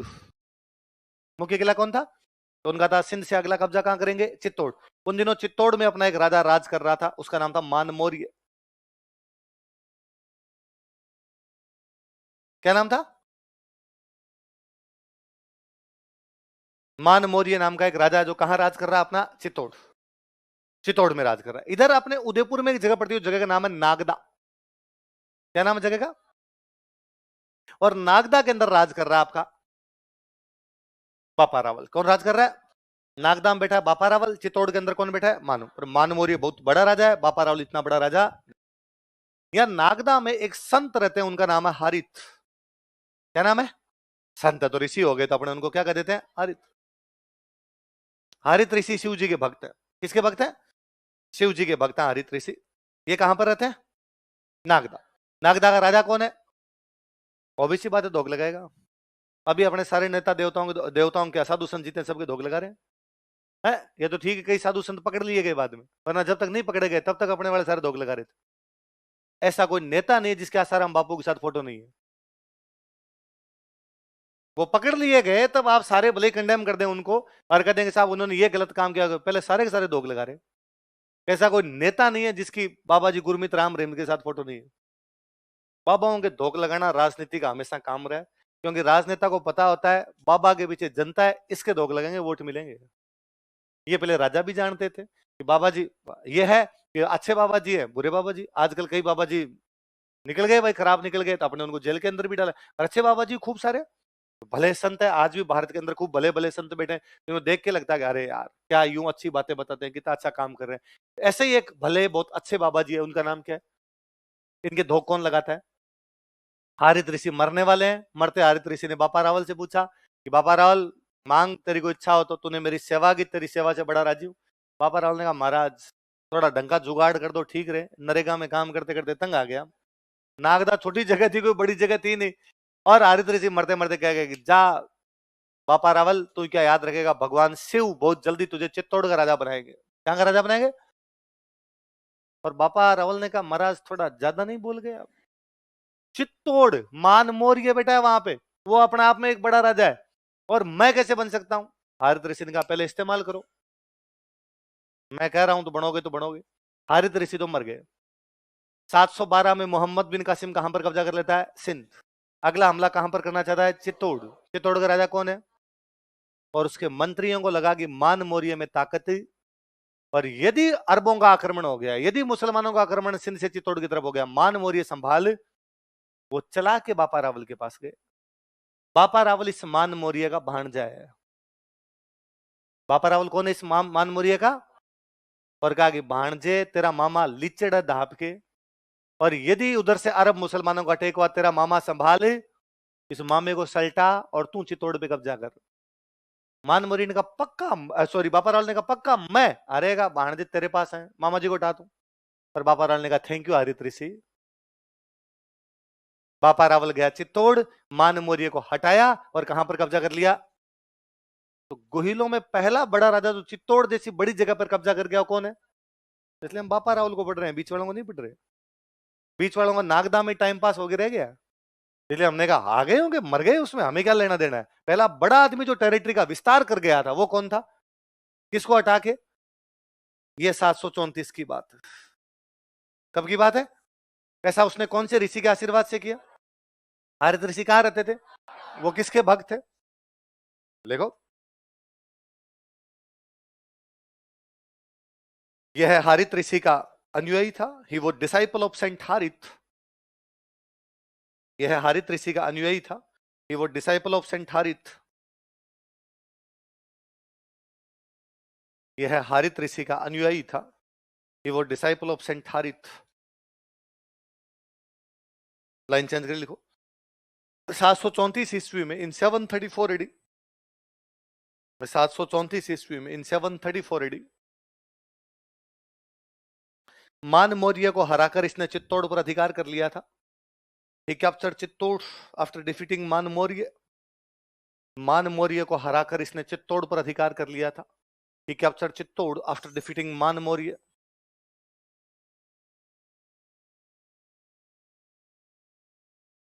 मान मौर्य को हराकर इसने चित्तौड़ पर अधिकार कर लिया था।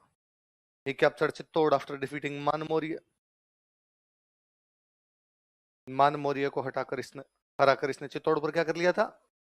पर इसने कहा भाई साहब राजधानी तो मैं अपनी नागदा ही रखूं। ठीक है, चित्तौड़ पे कब्जा कर लिया, मेरी गारंटी है चित्तौड़ पे दूसरे को कब्जा करने नहीं दूंगा। इधर हमला होगा तो मैं देख लूंगा, पर राजधानी कहां रखूंगा? नाग। देखो राजधानी नागदा, कैपिटल नागदा। नागदा उदयपुर में इधर एक जगह पड़ती है, तो राजधानी कौन सी उसकी थी? नागदा।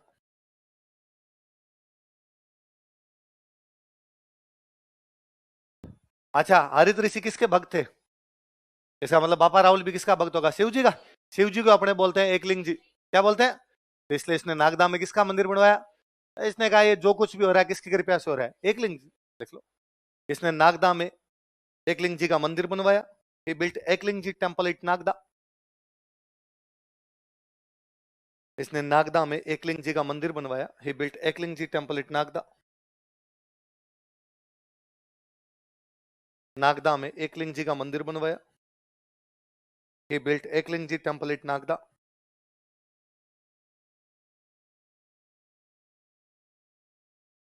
नागदा में किसका मंदिर बनवाया? और ये तो ये तक मानता था कि भाई राजा एकलिंग जी है, मैं तो उनके काम कर रहा हूं आगे, मैं तो उनका वित्त मंत्री हूं। वित्त मंत्री को बोलते दीवान। क्या बोलते? इसको आगे कोई पूछता कि यार तुम मेवाड़ के राजा हो, इसने कहा ना ना भाई साहब अपनी कहां औकात है, राज कर रहे हैं शिव जी खुद, मैं तो उनका क्या हूं। तो इसके बाद में इसके जो भी वंशज हुए वो भी अपने आप को एकलिंग जी का क्या मानते? दीवान, मतलब वित्त मंत्री। मतलब हम तो उनकी तरफ से टैक्स ले रहे हैं, बाकी हमारा कुछ भी भगवान ने हमें व्यवस्था दे रखी, तुम संभालो, बाकी हमारी क्या औकात है भाई साहब राजा बनने की। सब कुछ करने वाले कौन है? देख लो, मेवाड़ के राजा, किंग्स ऑफ मेवाड़। मेवाड़ के राजा, किंग्स ऑफ मेवाड़, खुद को एकलिंग जी का दीवान मानते थे। Considered themselves as Diwan of Ekling ji, खुद को एकलिंग जी का दीवान मानते थे। Considered themselves as Diwan of Ekling ji, खुद को एकलिंग जी का दीवान मानते थे। Considered themselves as Diwan of Ekling ji, खुद को किसका दीवान मानते थे? एकलिंग जी का दीवान मानते थे। और ये अपने भारत में तमाम राजाओं के साथ था। भारत में अपने किसी भी राजा ने कभी ये नहीं कहा मैं राजा हूं, उसने कहा राजा भगवान है। राजा कौन है? ये अलग अलग भगवान के नाम ले लिए। बीकानेर के राजा कोई पूछता है तुम राजा हो क्या बीकानेर? उसने नहीं नहीं साहब, अपनी कहां औकात है। बीकानेर के राजा लक्ष्मीनाथ है। कौन है? भगवान विष्णु। लक्ष्मी का नाथ भगवान विष्णु, मैं तो उनका क्या हूं? कोई सिरोही वाले राजा से पूछा तुम तो पक्के यहाँ के राजा? उसने कहा नहीं साहब, यहाँ के राजा सारणेश्वर महादेव है। कौन से महादेव है? मैं तो उनका क्या हूं? को जयपुर वालों से पूछता कि तुम राजा हो? राजा गोविंद देव जी। राजा कौन है? मैं तो उनका क्या हूं? वैसे मेवाड़ वालों से पूछता कि तुम यहाँ के राजा होगे? नहीं, हम यहाँ के राजा नहीं है। राजा कौन है? इसलिए यदि आप कभी महाराणा प्रताप का एक गीत सुना हो आपने कि हल्दी घाटी रो समर लड़ो वो महाराणा प्रताप कट है, उसमें लाइन है वो एक लिंग दीवान कट है। वो जो एकलिंग जी का दीवान है वो कहाँ है आजकल हमारा? वो जो महाराणा प्रताप हमारा जो हल्दी घाटी का समर, हल्दी घाटी का युद्ध लड़ रहा था, वो कहाँ है? तो मेवाड़ के राजा खुद को मानते क्या थे? और ये राजाओं की बात नहीं, ये हम सब की बात है। हम तमाम लोग ये मानते हैं कि हम कुछ भी नहीं करते, करवाने वाला कौन है? इसलिए हमारी सारी आरतियों में हमने खुद गाया है मैं मूर्ख खलकामी। आप कोई आरती सुन लीजिए देवता की, हमने देवता के सरेंडर किया। हमने क्या? सर्वशक्तिमान देवता, समर्पण है उसके सामने। हम मूर्ख हैं। खल का मतलब होता है गधा। आप हर आरती गाते समय कहते हो कि आप गधे हो, आपके हाथ में कुछ भी करने योग्य नहीं है। जो भी करवा रहा वो कौन है? इसलिए भारत में जितनी पुरानी किताबें मिली है उनमें एक में भी राइटर का नाम नहीं है। उसने कहा मैं नहीं लिख रहा, मां सरस्वती की कृपा से मैं इस पुस्तक को लिख रहा हूं। मैं कौन? उसने नाम ही नहीं बताया। जितनी पुरानी पेंटिंग उनमें पेंटर का नाम नहीं है।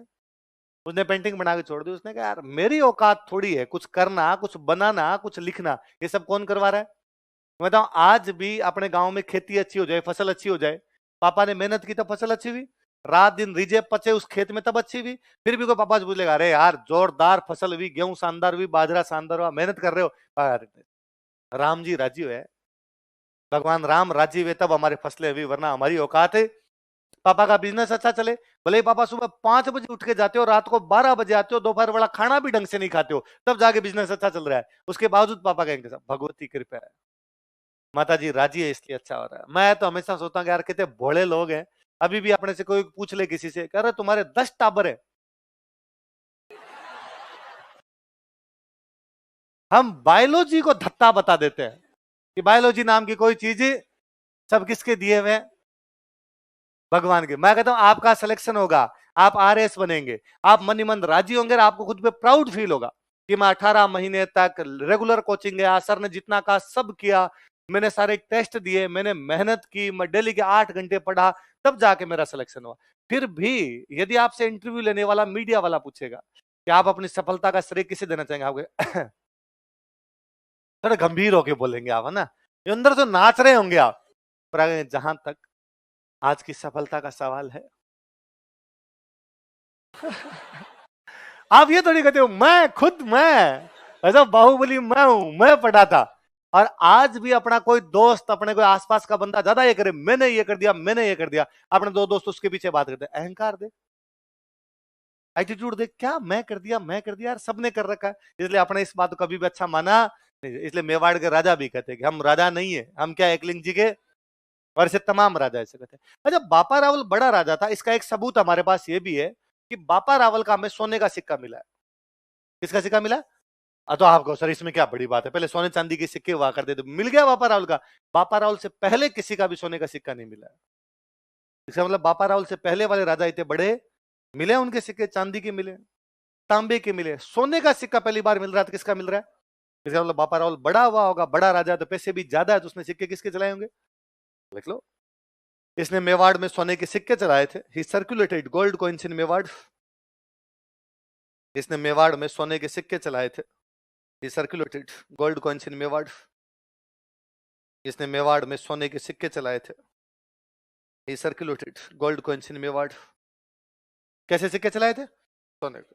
जैसे अब अपने नापते हैं ना सोने को, अपने कहते 24 कैरेट सोना है, 18 कैरेट है, 22 कैरेट, ऐसे नापते हैं। पहले सोने को एक नापने की इकाई और होती है, उसको बोलते हैं ग्रेन। क्या बोलते हैं? शायद गेहूं के दानों से तोला जाता होगा, इसलिए ग्रेन शब्द बन गया। वो जो सिक्का मिला वो 115 ग्रेन का है। कितने ग्रेन का? तो कोई पूछे बापा रावल का सोने का सिक्का कितने ग्रेन का, कितने ग्रेन का लिख लो, कोष्टक में लिख लो, ब्रैकेट में लिख लो इसी लाइन के, 115 ग्रेन। बापा रावल कौन से वंश का राजा है? गोहिल कौन से हिंदू थे? कौन से थे? सूर्यवंश। कहां पे कब्जा किया बापा रावल ने? चित्तौड़। तो इसने चित्तौड़ में सूर्य मंदिर बनवाया था। सुनना एक बार बात, कौन सा मंदिर बनाया? लेकिन बाद में चूंकि राजस्थान ने खूब आक्रमण झेले, बीच में कोई आक्रमण हुआ किसी का और उसने सूर्य मंदिर को तोड़ दिया। मंदिर को तोड़ने का मतलब था मूर्ति तोड़ गए, है ना, मंदिर की जो मूर्ति है वो ध्वस्त कर दी, वो तोड़ दी गई। तो बाद में किसी ने लाके इसमें माता जी की मूर्ति रख दी, कालिका माता की। किसकी मूर्ति रख दी? तो आजकल तो ये मंदिर कौन सा है? कालिका माता। लेकिन पहले क्या हुआ करता था? सूर्य मंदिर। कौन बनवा के गया? बापा राव। लेकिन अब क्या बन गया ये? तो अब देखो दो सवाल। एक सवाल ये बनता है कि चित्तौड़ का वर्तमान कालिका माता का मंदिर पहले क्या था? ये बनवाया किसने था? याद रहेगी बात, देख लो। चित्तौड़ में सूर्य मंदिर का निर्माण करवाया था, कोष्टक में कालिका माता लिख लेना। चित्तौड़ में सूर्य मंदिर का निर्माण करवाया था। ही बिल्ड सन टेंपल एट चित्तौड़।